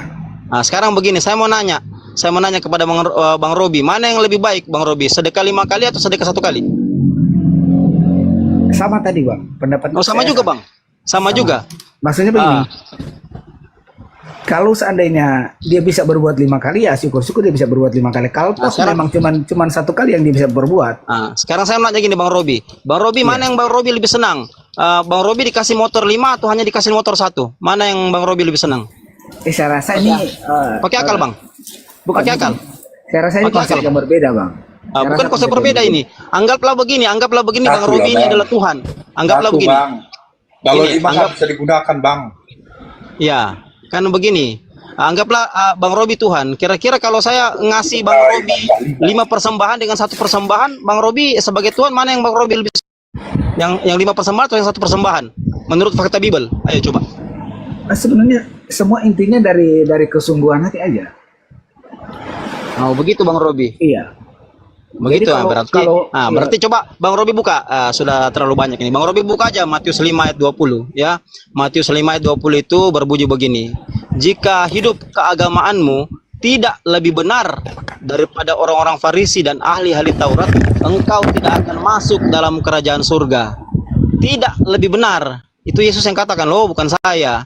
Coba kita lihat faktanya. Hidup keagamaan itu adalah beribadah atau bersembahyang. Coba kita lihat faktanya ya. Jika Yesus berkata, sekali lagi saya ulang, jika hidup keagamaanmu tidak lebih benar daripada orang-orang Farisi dan orang-orang Saduki, engkau tidak akan masuk dalam kerajaan surga. Coba lihat faktanya. Kita tidak usah hitung Kristen, karena Kristen itu secara umum hanya sekali seminggu. Puasa pun tidak ada program puasa. Tapi coba lihat orang Yahudi. Tadi saya tertarik dengan abang ini, Iya. Bang God. Ayo, Bang God. tunggu, orang Yahudi. Coba di mute dulu Bang, saya jelaskan dulu supaya selesai. Jadi coba lihat orang Yahudi. Orang Yahudi itu 1 hari 3 kali. Tapi coba kita lihat orang Islam, mana yang lebih baik hidup keagamaannya? Orang Islam itu 5 kali sehari, belum ditambah dengan sholat-sholat lain. Jadi menurut Yesus dalam Matius 5 ayat yang ke-20, yang masuk ya, yang masuk ke dalam kerajaan surga itu, yang berhak masuk dalam kerajaan surga, yang memenuhi syarat masuk kerajaan surga itu Islam. Sudah jelas di situ. Silakan Bang Robi renungkan ya Matius 5 ayat 20 ya, renungkan baik-baik ya. Ya, kira-kira silakan Bang, silakan. Begini, Bang. Kalau orang Kristen itu tidak Bang mengenal God. tidak pernah Bang God. mengenal tempat, tidak pernah mengenal waktu untuk menghadap Tuhan. Itu orang Kristen. Jadi kami mau di mana aja kami bisa berdoa. Jadi kalau masalah waktu 5 kali berdoa menghadap Tuhan, saya bisa 10 kali dalam 1 hari. Bang Karena Robi. kami tidak terbatas, tidak dibatasi oleh waktu dengan tempat. Kami untuk menghadap Tuhan. Betul Bang Robi, betul. Ya. Semua orang seperti itu, ndak Islam, ndak Kristen, tidak ada ruang dan waktu yang terbatas. Maksud saya begini, Anda paham dengan arti itu, hidup keagamaanmu. Coba perhatikan, hidup keagamaanmu itu diatur oleh sakramen atau liturgi. Kalau di gereja itu liturgi gereja dengan sakramen gereja. Itu maksudnya hidup keagamaanku. Gitu loh Bang Robi, bukan secara ini kita bisa bicara secara umum, bukan secara detail masalah pribadi. Kalau masalah pribadi kita dengan Tuhan itu tidak ada ruang dan waktu, tidak ada batasnya. Itu maksudnya. Tapi di sini Yesus berbicara hidup keagamaanmu. Jika tidak lebih benar daripada orang Farisi, kau tidak akan masuk ke dalam kerajaan surga. Nah, hidup keagamaan ini diatur oleh aturan agama masing-masing. Islam diatur 5 kali sehari, Kristen diatur seminggu sekali, gitu loh. Kristen tidak diatur berpuasa sebulan penuh. Itu maksud kata Yesus di situ. Jadi hidup keagamaan itu adalah aturan gereja. Kalau Kristen, kalau di Islam ya aturan secara Islam. Itu maksudnya loh. Jadi hidup keagamaan kalau di gereja diatur sakramen, diatur liturgi. Tapi coba kita lihat liturgi gereja. sakramen gereja, apakah cocok dengan Matius 5 ayat 20? Apakah dia melebihi orang Farisi, orang Saduki? Tidak sama sekali. Saya pelajari sejarahnya, saya pelajari literasinya. Coba Abang Robi pelajari. Tata cara ibadah, hidup keagamaan itu tata cara ibadah. Coba Abang Robi pelajari tata cara ibadah, manakah yang lebih hebat, yang lebih bagus antara Yahudi dengan Kristen? Saya mau katakan Yahudi jauh-jauh lebih hebat. Yahudi cara tata ibadahnya jauh-jauh lebih bagus, lebih banyak, lebih hebat daripada orang-orang Kristen. Tapi siapakah yang lebih hebat? Siapakah yang lebih bagus daripada orang-orang? Siapakah yang lebih benar, lebih baik daripada orang-orang Yahudi? Orang Islam, agama Islam lebih baik. Kalau Bang Robi masuk Islam, Bang Robi akan tahu bahwa tata cara ibadah Islam itu jauh-jauh lebih benar, jauh-jauh lebih bagus daripada orang Yahudi. Begitu kira-kira. Nah, silakan Bang, silakan. Sebenarnya kalau bicara soal tata cara ibadah itu, kami orang Kristen itu ada yang setiap hari ada ibadah kok. Kalau cuma bicara soal tata cara ibadah, ada yang setiap hari ibadah, sekalipun mungkin bukan ibadah ke gereja, bukan harus ke gereja. Kalau bicara soal itu, gini aja Bang Robi, mungkin Bang Robi masih kurang paham begini. Coba Bang Robi buka saja begini, buka saja yang seperti Bang Suma pernah narasikan, Yesaya 66 ayat 23, atau Bang Andre mungkin pernah narasikan Nehemia 8 itu ayat 6 dan 7. Itu kan semua tata cara ibadah sebenarnya. Itu firman Tuhan loh. Gitu loh. Sekarang pertanyaannya, Pantai Kosta dengan beberapa gereja karismatik yang lain itu, coba kalian lihat itu tata cara ibadah mereka, jingkra sampai kayak kerasukan setan. Itu tata cara ibadah yang benar menurut Anda atau tidak? Kan begitu. Apakah tata cara ibadah seperti itu diajarkan Yesus, Paulus? Kan tidak begitu. Tapi coba lihat Islam, tata cara ibadah yang dilakukan Islam sama dengan Yesaya 66 ayat 23, sama dengan Nehemia ayat 8 Nehemia 8 ayat 6 dan 7. Jadi tata cara ibadah Islam itu sama persis dengan tata cara ibadah semua nabi yang mengajarkan tauhid. Gitu loh maksud saya Bang Robi. Suara saya didengar jelas? ada. Jelas. Iya, kan begitu. Coba kita lihat di Indonesia Kristen. Apakah tata cara ibadah mereka sesuai dengan Matius 5 ayat ke-20? Tidak sama sekali. Kita tarik lagi sejarah Bible ke belakang. Yesaya 66:23, Nehemia 8:6-7. Kan itu tata cara ibadah itu. Apakah dilakukan oleh teman-teman Kristen, terutama gereja-gereja karismatik? Tidak sama sekali. Kan begitu. Jadi siapa yang mengikuti itu? Siapa yang lebih benar menurut Isa dalam Matius 5:20? Ya Islam, karena Islam melakukan tata cara ibadah sama yang dilakukan oleh para nabi.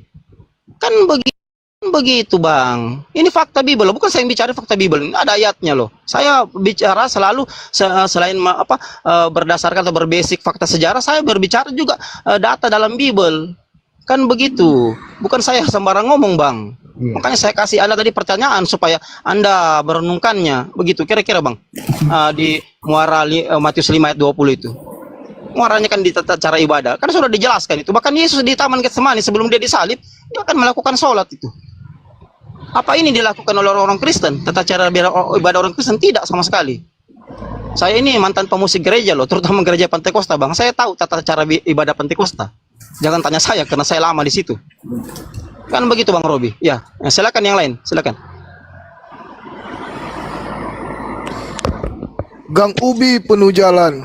Bang Robi, apa butuh ambulan? Oke, lanjut Bang. Malang Bang God. Biar nggak Ya, ngantuk. Bang. malam Bang. Malam Bang Heri ya. Silakan Bang. Silakan. Tadi saya suka juga cerita-cerita Abang tadi ya kan, terkait kesatuan bangsa gitu ya Bang. Menjaga persatuan kebangsaan Indonesia ya kan. Ya, betul Bang. Cuma saya mau bertanya sama Abang ini. Kalau Muslim itu sudah menganggap di luar Muslim itu kafir, cuman Abang mau menjaga persatuan dan persatuan bangsa? Abang tahu enggak definisi kafir? Abang enggak tahu enggak definisi kafir? Tahu enggak? Ya Abang lebih tahu itu. Nah, kan begini.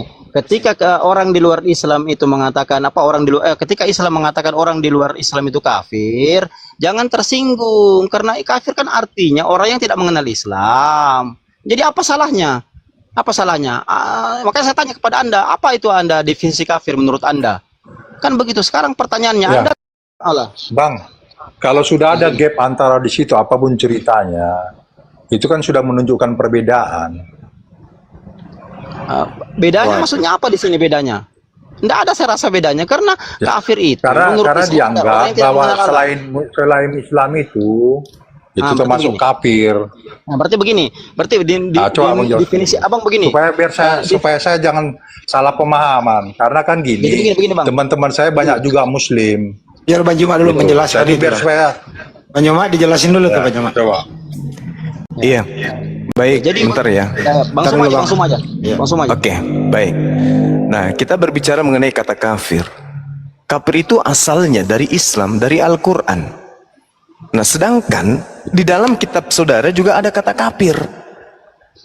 Kita lihat, kalau kita melihat Al-Quran, kata kafir ini jelas merujuk kepada apa?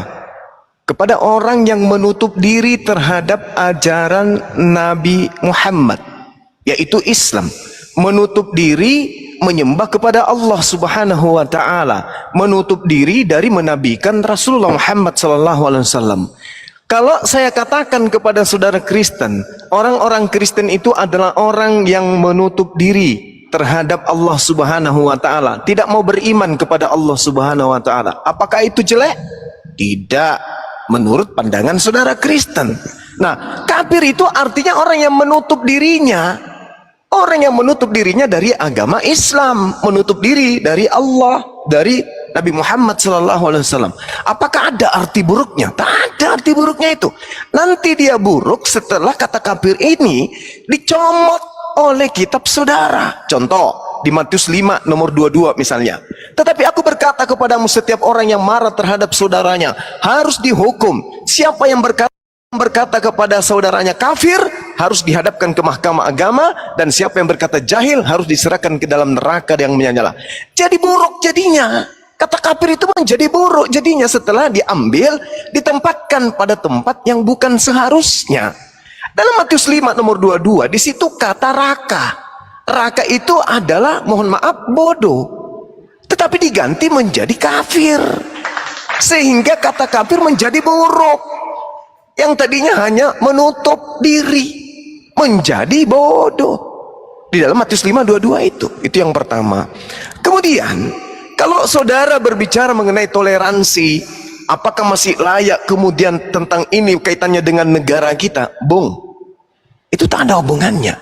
Justru yang parah itu, mohon maaf nih, yang parah itu agama saudara, kitab saudara. 2 Yohanes 1 nomor 10 nomor 11, barang siapa yang mengucapkan salam kepada umat Islam, kata kitab saudara, itu akan dilemparkan ke dalam api neraka. Saya ulang, barang siapa yang mengucapkan salam kepada umat Islam, menerima umat Islam di dalam rumahnya sebagai tamu, akan dilemparkan ke dalam api neraka. Mana dalilnya? Saya bacakan. Jikalau seorang datang kepadamu dan dia tidak membawa ajaran ini, ajaran Kristen ini, janganlah kamu menerima dia di dalam rumahmu, dan jangan kamu memberi salam kepadanya. Ini kalau dilaksanakan di Indonesia, kacau negara kita ini. Karena kita nggak bisa bersilaturahmi dengan orang Kristen. Kita tidak boleh bertutur sapa dengan orang Kristen. Jikalau seorang datang kepadamu dan dia tidak membawa ajaran Kristen, jangan kamu menerima dia di dalam rumahmu, dan jangan memberi salam kepadanya. Sebab barang siapa memberi salam kepadanya, ia mendapat bagian dari perbuatan yang jahat. Baca Matius 13 nomor 50, perbuatan jahat dilemparkan ke dalam api neraka. Berarti kalau Kristen memberi salam kepada kami, orang di rumahnya, maka orang Kristen akan dilemparkan ke dalam api neraka. Apakah ini pantas diaplikasikan dalam berbangsa dan bernegara agama ini, ajaran ini? Tidak. Tidak sama sekali. Untung saja Kristen di Indonesia adalah Kristen yang tidak taat kepada Bible, cuman taat kepada perpuluhan. Demikian. Oke. Terima kasih Bang Juma. Sama-sama, Bang.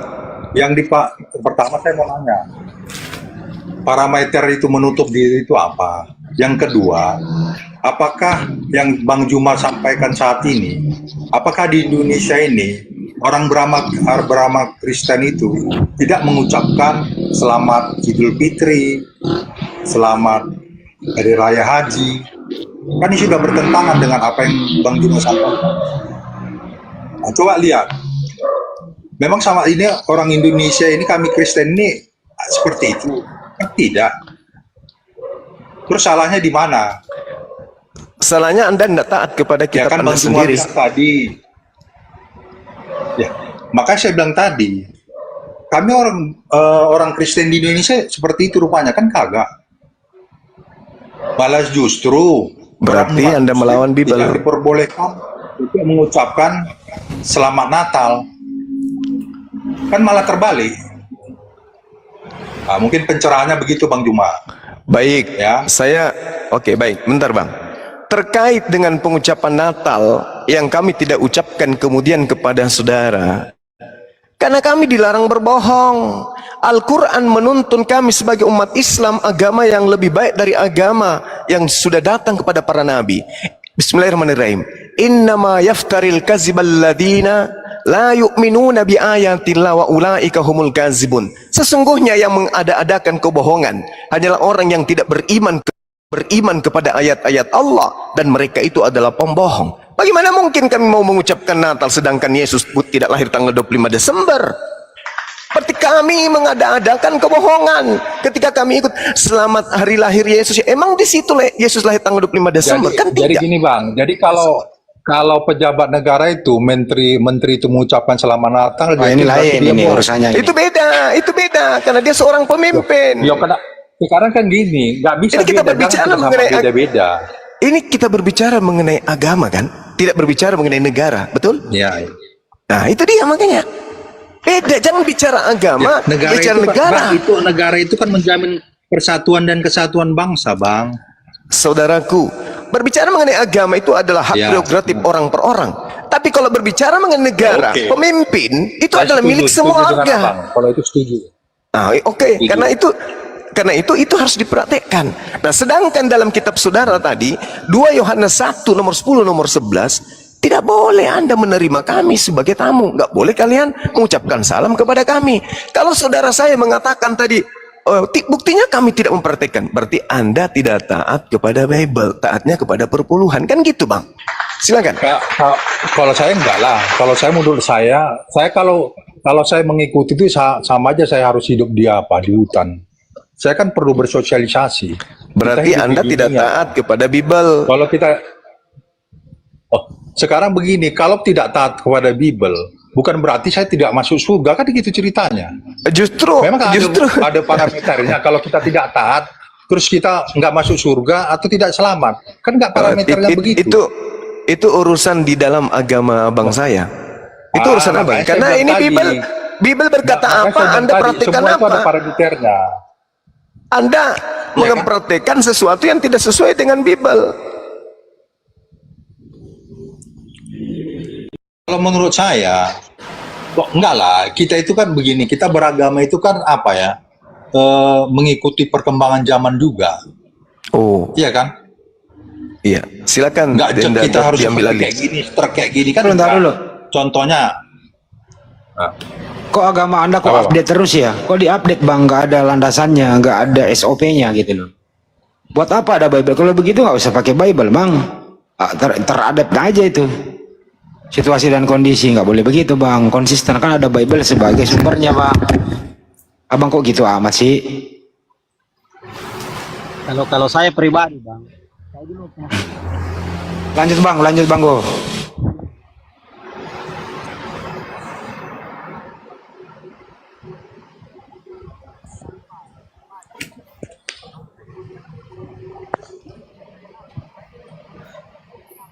Gitu Pak Heni, Bible itu kan sebagai kitab Anda, ya dipraktekin lah Bible-nya Bang.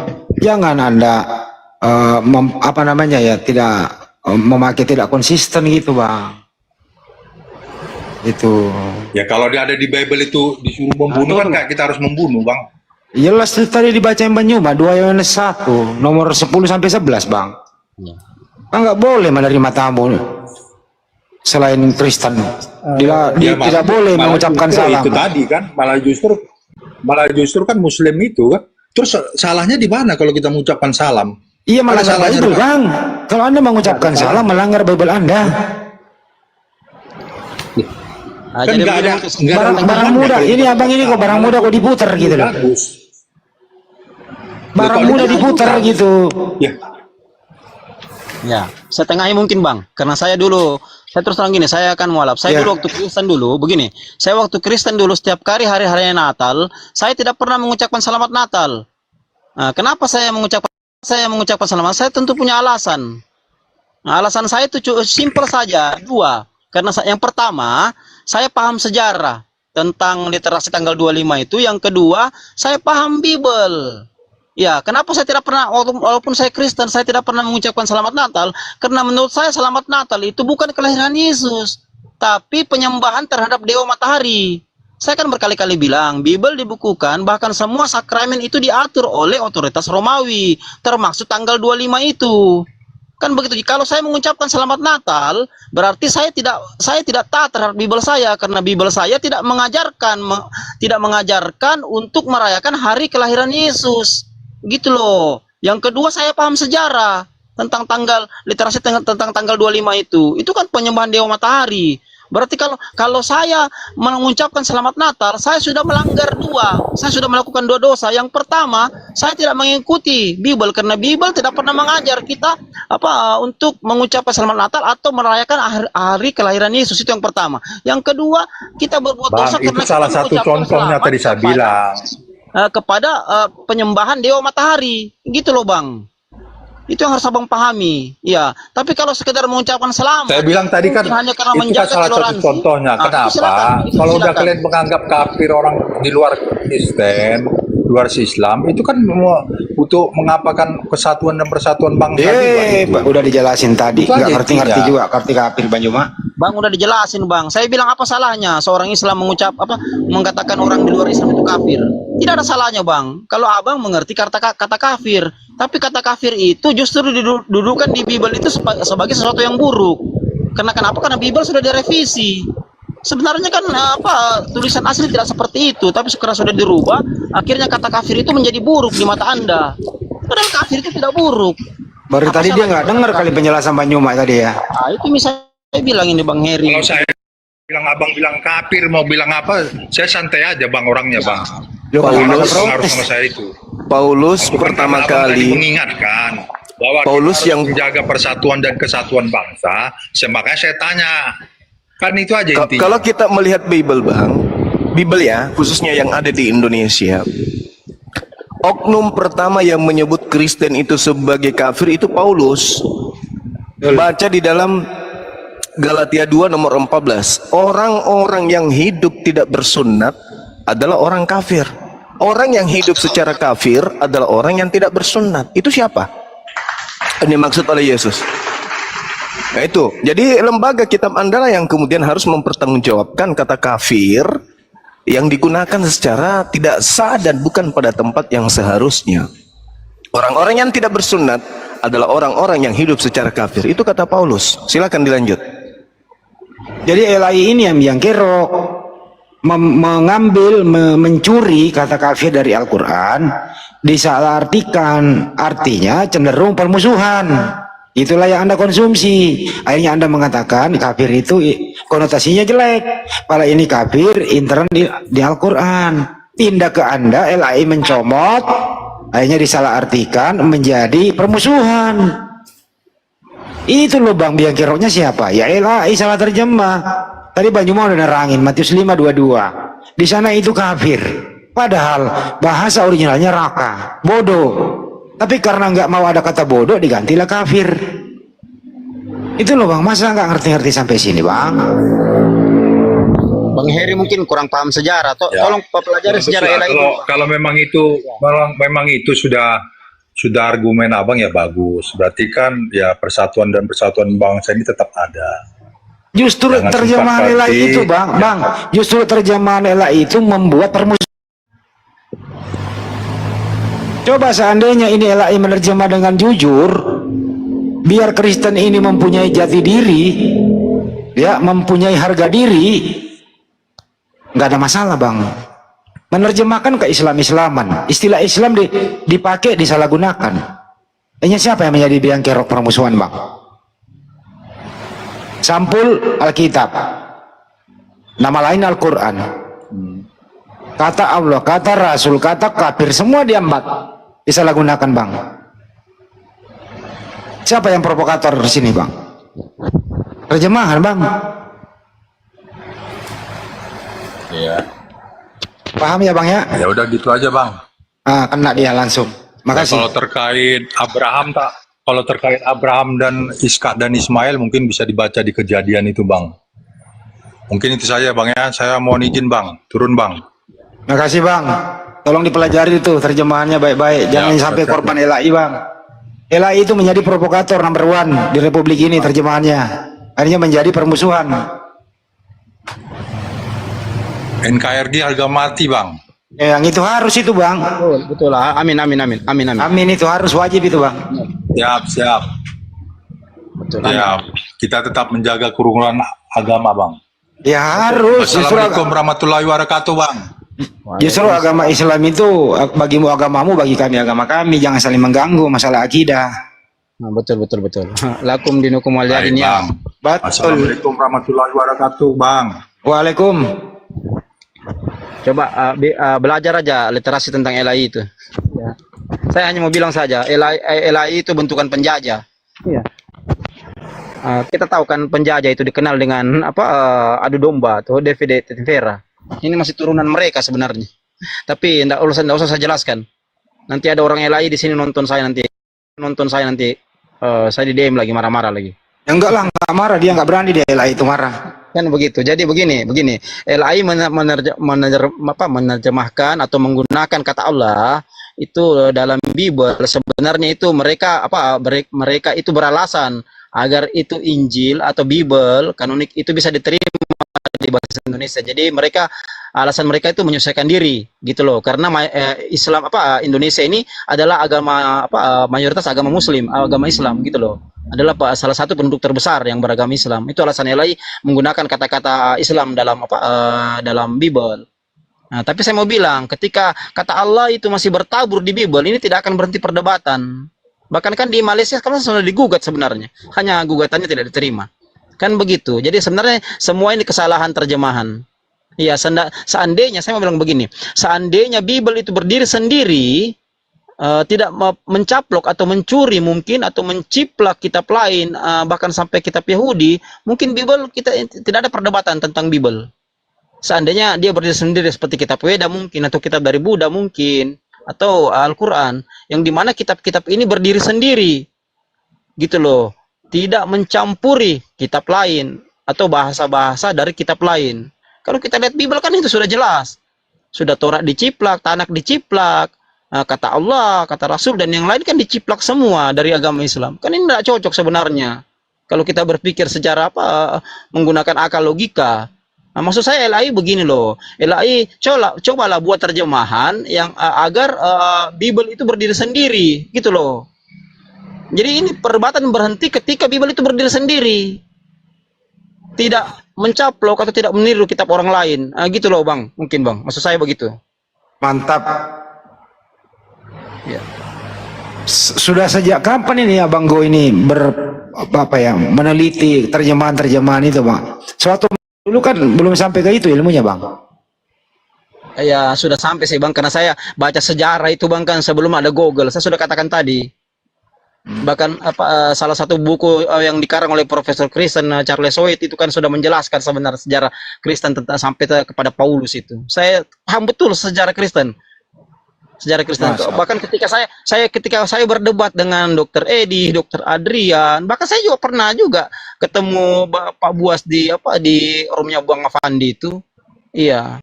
Jadi saya ketika ada teman-teman Kristen sudah mulai menghujat, sudah mulai ngeyel atau ngalur ngidul, saya bawa sejarah, saya menggiring mereka ke sejarah supaya mereka tidak lagi menghujat.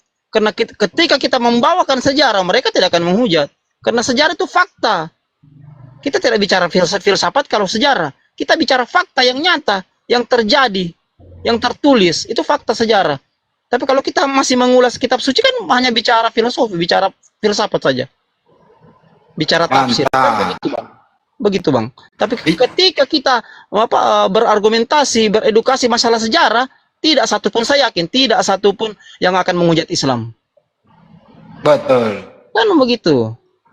Jadi Bang, setiap saya naik di izin dulu Bang, saya sambut dulu Ustadz kita yang baru naik ya. Ya, Ustadz Alif, Assalamualaikum Ustadz. Waalaikumsalam warahmatullahi wabarakatuh. Mantap. Waalaikumsalam warahmatullahi wabarakatuh, Ustaz. Lanjut. Waalaikumsalam. Ya, Pak Guru. Bang Goot ini Kristen ya? Apa sudah mualaf ya? Afwan. Ya, Udah saya mualaf, mualaf Pak Ustadz. Saya Oh, mualaf. Masya Allah. Mantap, mantap. Semalam juga dengar seorang pendeta soalnya bilang, kalau Anda memperdalam kekristenan, sejarahnya diperdalam lagi, dikuasai lagi, konsekuensinya dua. Jadi ateis atau jadi mualaf. Itu pendeta yang bilang loh. Semalam kita diskusi. Iya, iya. Lanjut. Ya, jadi memang begitu Bang. Kalau kita paham sejarah, kalau kita mengedukasi sejarah, saya rasa tidak akan ada mujizat Islam.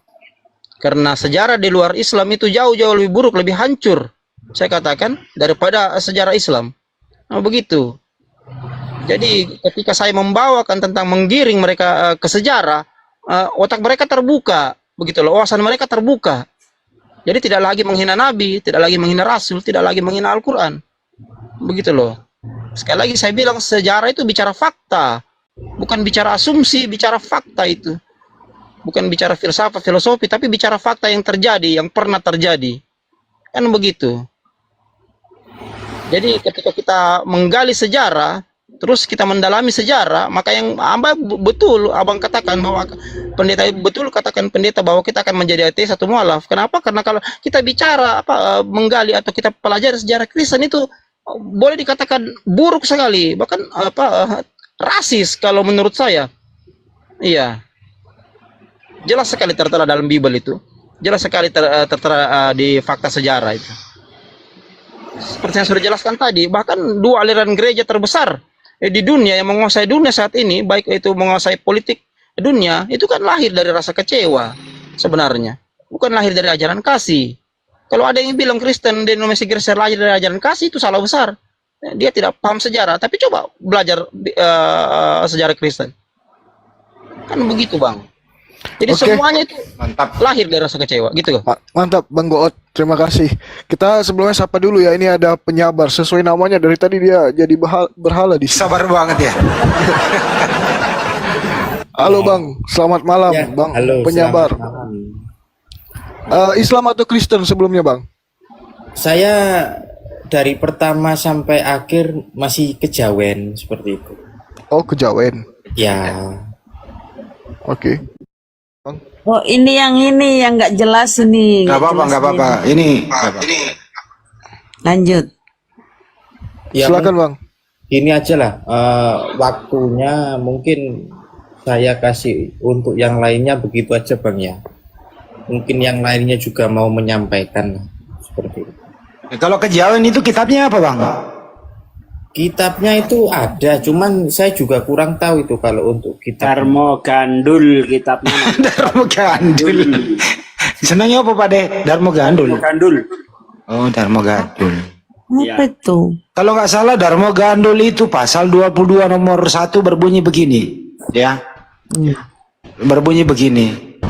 Di saat hujan menjelang turun adalah petir dulu, tanda-tanda akan terjadinya hujan. Ambillah payung sebelum mendatangnya hujan. Begitu ya Bang? Anda nggak pernah baca Kondal Gandul sih. Kalah sama gua. Bukan itu. Oh, bukannya.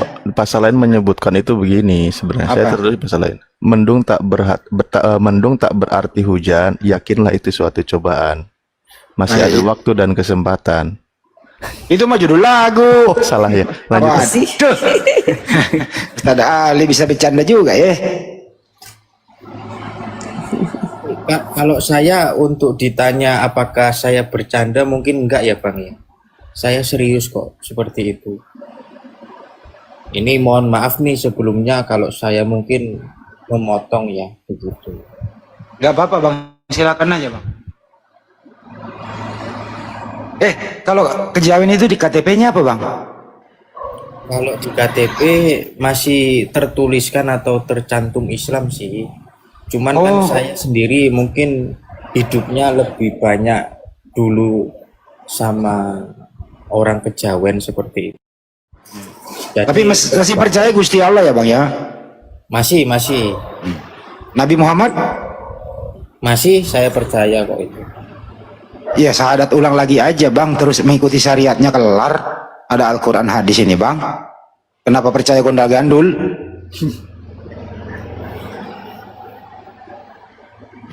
Itu aja kok repot.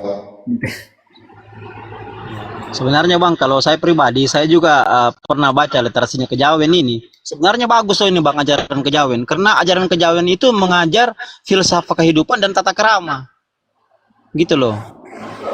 Saya sangat suka juga dengan ajaran kejawen. Karena ajaran kejawen sebenarnya membawa kita mengenal satu-satunya Tuhan pencipta langit dan bumi. Gitu kan ya Bang ya? Iya, tauhidnya bagus tapi musyriknya banyak. Bang kejawen. Iya, Siriknya banyak. literasinya ini bagus sebenarnya, Tapi, Bang. Bang, kitabnya nggak jelas dia. Sebagai manusia, Nggak gitu ada. loh. Nggak ada kitab. Ini nenek peot ngapain toh? Aduh, Nggak boleh ngomong gitu kitab Bang. apa? Nggak ada kitabnya dia nih, penyesat. Udah kita kembali ke Banyuma dulu biar nggak ngantuk Banyuma Banyuma. Ayo kasih matiin aja lo kasih masalah iki Dimakan. Lanjut Bang Andi. Silakan kalau mau dilanjut.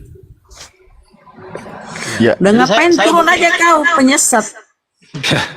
Ustaz Alip itu ada Robi Kristen di bawah Bang Ustaz Alip tuh.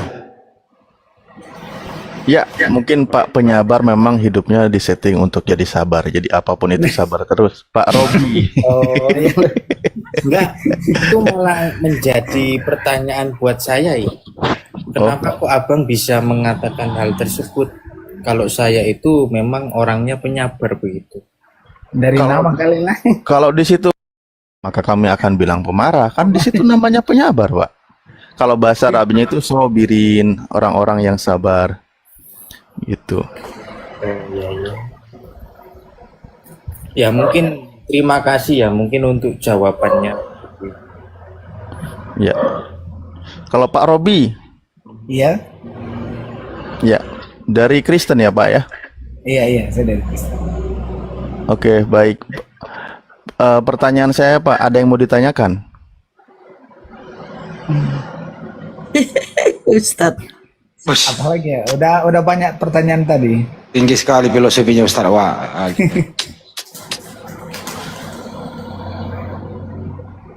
Biar saya ikuti pemaparan dulu. Seandainya ada sesuatu yang perlu ditanyakan nanti aku tanya. Ya udah. Buka bahasan kalau gitu Bang Andi. Bang Andi biasanya.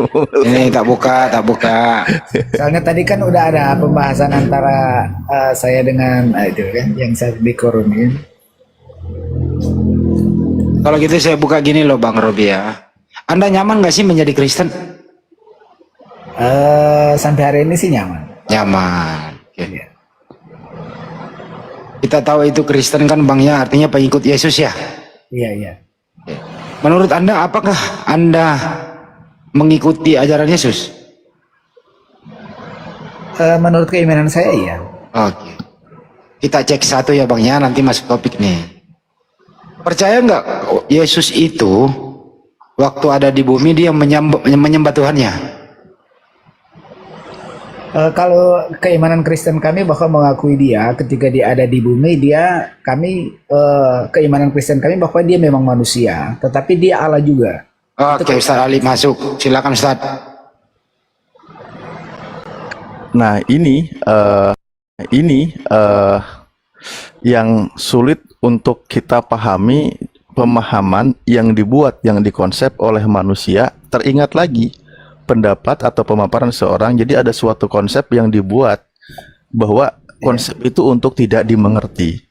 Kalau dia bisa menjelaskan, artinya dia keluar dari konsep itu. Yaitu yang seperti Pak Robi barusan katakan. Dia itu manusia namun sebagai Allah juga. Ini kan gak nyambung. Tidak sesuai dengan pengajaran para nabi. Misal, ketika ada ayat di dalam Bible-nya sendiri yang dimasukkan ke dalam keyakinan Kristen di Perjanjian Lama, kalau Elohim itu, kalau Allah itu bukan manusia, sehingga ia berdusta dan bukan anak manusia. Tetapi di sisi lain, ketika masuk ke Perjanjian Baru, ada manusia diakui itu manusia, tetapi diyakini juga sebagai Allah. Kan ini nggak nyambung, Pak. Nggak ketemu, Pak. Konsep seperti ini nggak ketemu dalam ajaran samawi. Karena sebelumnya sudah dikatakan bukan manusia dan bukan anak manusia. Kalau sudah diklaim seperti itu oleh Tuhan, maka ketika ada manusia pasti dia bukan Tuhan. Nah, makanya ketika dikatakan manusia dan Tuhan itu nggak nyambung, nggak ketemu gitu loh. Itulah maksud saya kan, memang itu keimanan kekristenan kami memang seperti itu. Dan itu yang kami imani sampai hari ini, sehingga seperti yang saya katakan tadi bahwa kalau toh ada tafsiran dari luar seperti itu, ya memang kita beda. Kira-kira seperti itu gambarannya. Memang kita beda. Ya, jadi akhirnya gini loh Pak, saya teringat, ini mohon maaf, ketika iblis menggoda, berjanji di hadapan Allah akan menggoda manusia, agar manusia itu keluar atau tersesat dari jalan yang benar, maka iblis pernah Allah di hadapan Tuhan, apa yang dia katakan? Contoh di Bismillahirrahmanirrahim, tertulis di surah 15, surah Al-Hijr ayat 39. Qala Rabbi bima agwaitani la uzayyinanna lahum fil ardi wa la ugwiyannahum ajma'in. Jadi iblis berkata, ya Tuhanku, oleh sebab engkau telah memutuskan bahwa aku sesat, pasti aku akan menjadikan mereka, manusia anak keturunan Adam, memandang baik perbuatan maksiat, perbuatan dosa di muka bumi. Dan pasti aku akan menyesatkan mereka semuanya. Jadi ada yang dipandang baik, padahal itu adalah perbuatan maksiat atau durhaka, berdosa kepada Tuhan. Nah, salah satunya adalah yang dipandang baik itu bagaimana menyekutukan Tuhan. Karena apa tujuannya? Mereka itu akan disesatkan semua. Nah, seperti yang tadi Bapak katakan, ini mohon maaf Pak, ketika jelas ayatnya, Tuhan itu Esa, Tuhan itu satu, tiada yang lain selain Dia. Akulah Tuhan, akulah Allah, tidak ada yang dibentuk baik sebelum aku maupun sesudah aku. Akulah Tuhan yang menghidupkan dan yang mematikan. Akulah Tuhan yang bukan manusia dan bukan anak manusia. Nah, tetapi ada sebuah konsep yang dibuat sehingga itu dipandang baik oleh mereka, menganggap itu benar, padahal itu adalah mengikuti atau dikatakan khutuwati syaiton, mengikuti langkah-langkah setan. Tapi ya kembali, silahkan, itu iman Anda.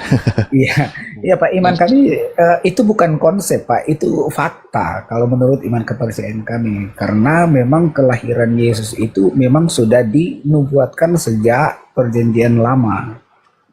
Ya, jadi kedatangan kelahiran Yesus itu bukan karena kami punya konsep ketuhanan, tetapi itu fakta bahwa Dia memang Tuhan. Begini Bang Robi saya luruskan sedikit ya. Saya luruskan sedikit. Begini, kenapa kalau saya edukasi, saya selalu bilang begini, orang Kristen itu punya kelebihan. Kelebihannya apa? Kelebihannya lebih hebat daripada Paulus dan Yesus. Paulus dengan Yesus tidak pernah mengajar bahwa Yesus itu adalah Allah sendiri. Paulus mendudukan Yesus itu di bawah Allah, kali langit dan bumi. Bahkan Yesus sendiri di Matius pasal 6, dia katakan dia itu bukan Allah.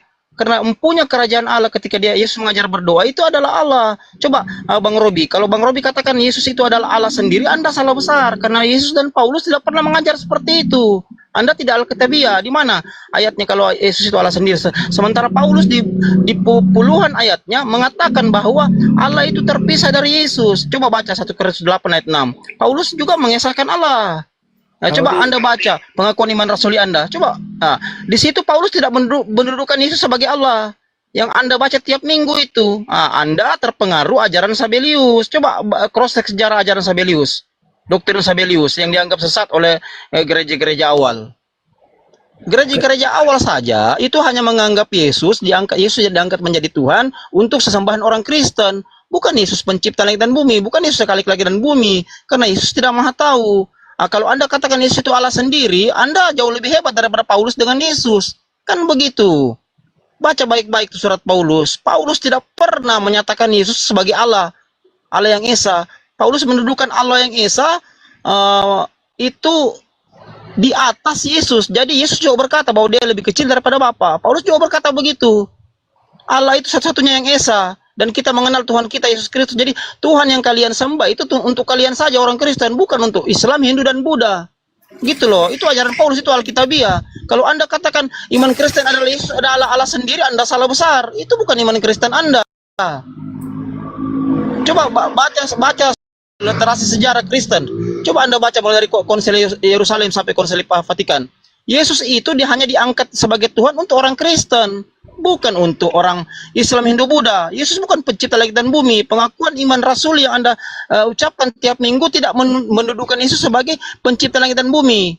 Yang didudukkan Yesus Yesus didudukkan sebagai Tuhan Anda, bukan Khalik langit dan bumi. Anda hafal enggak pengakuan iman rasuli? Kalau Anda enggak hafal, saya jelaskan di sini, saya sebutkan di sini, baru saya jelaskan semua arti-artinya, maknanya sampai di ayat terakhir. Kan begitu. Coba baca, renungkan pengakuan iman rasuli Anda. Apakah di pengakuan iman rasuli Anda Yesus duduk sebagai Allah pencipta langit dan bumi? Tidak sama sekali, Bang. Sama tanya Bang Robi, hafal enggak pengakuan iman rasuli? Haram bagi orang Kristen tidak hafal ini. Ini harga mati bagi orang Kristen. Karena tiap minggu diucapkan. Enggak juga. Bang Robi hafal? Enggak juga. Sesuai kalau gerejanya mengajarkan itu, iya. Karena banyak gereja yang tidak mengajarkan itu. Berarti abang ngikutnya pendeta, bukan ngikut Bible. Kalau fakta yang Alkitabiah, Yesus itu bukan pencipta langit dan bumi, itu Alkitabiah. Tidak satupun ayat yang menjelaskan Yesus itu adalah Allah itu sendiri. Bahkan Paulus tidak mengajar begitu loh.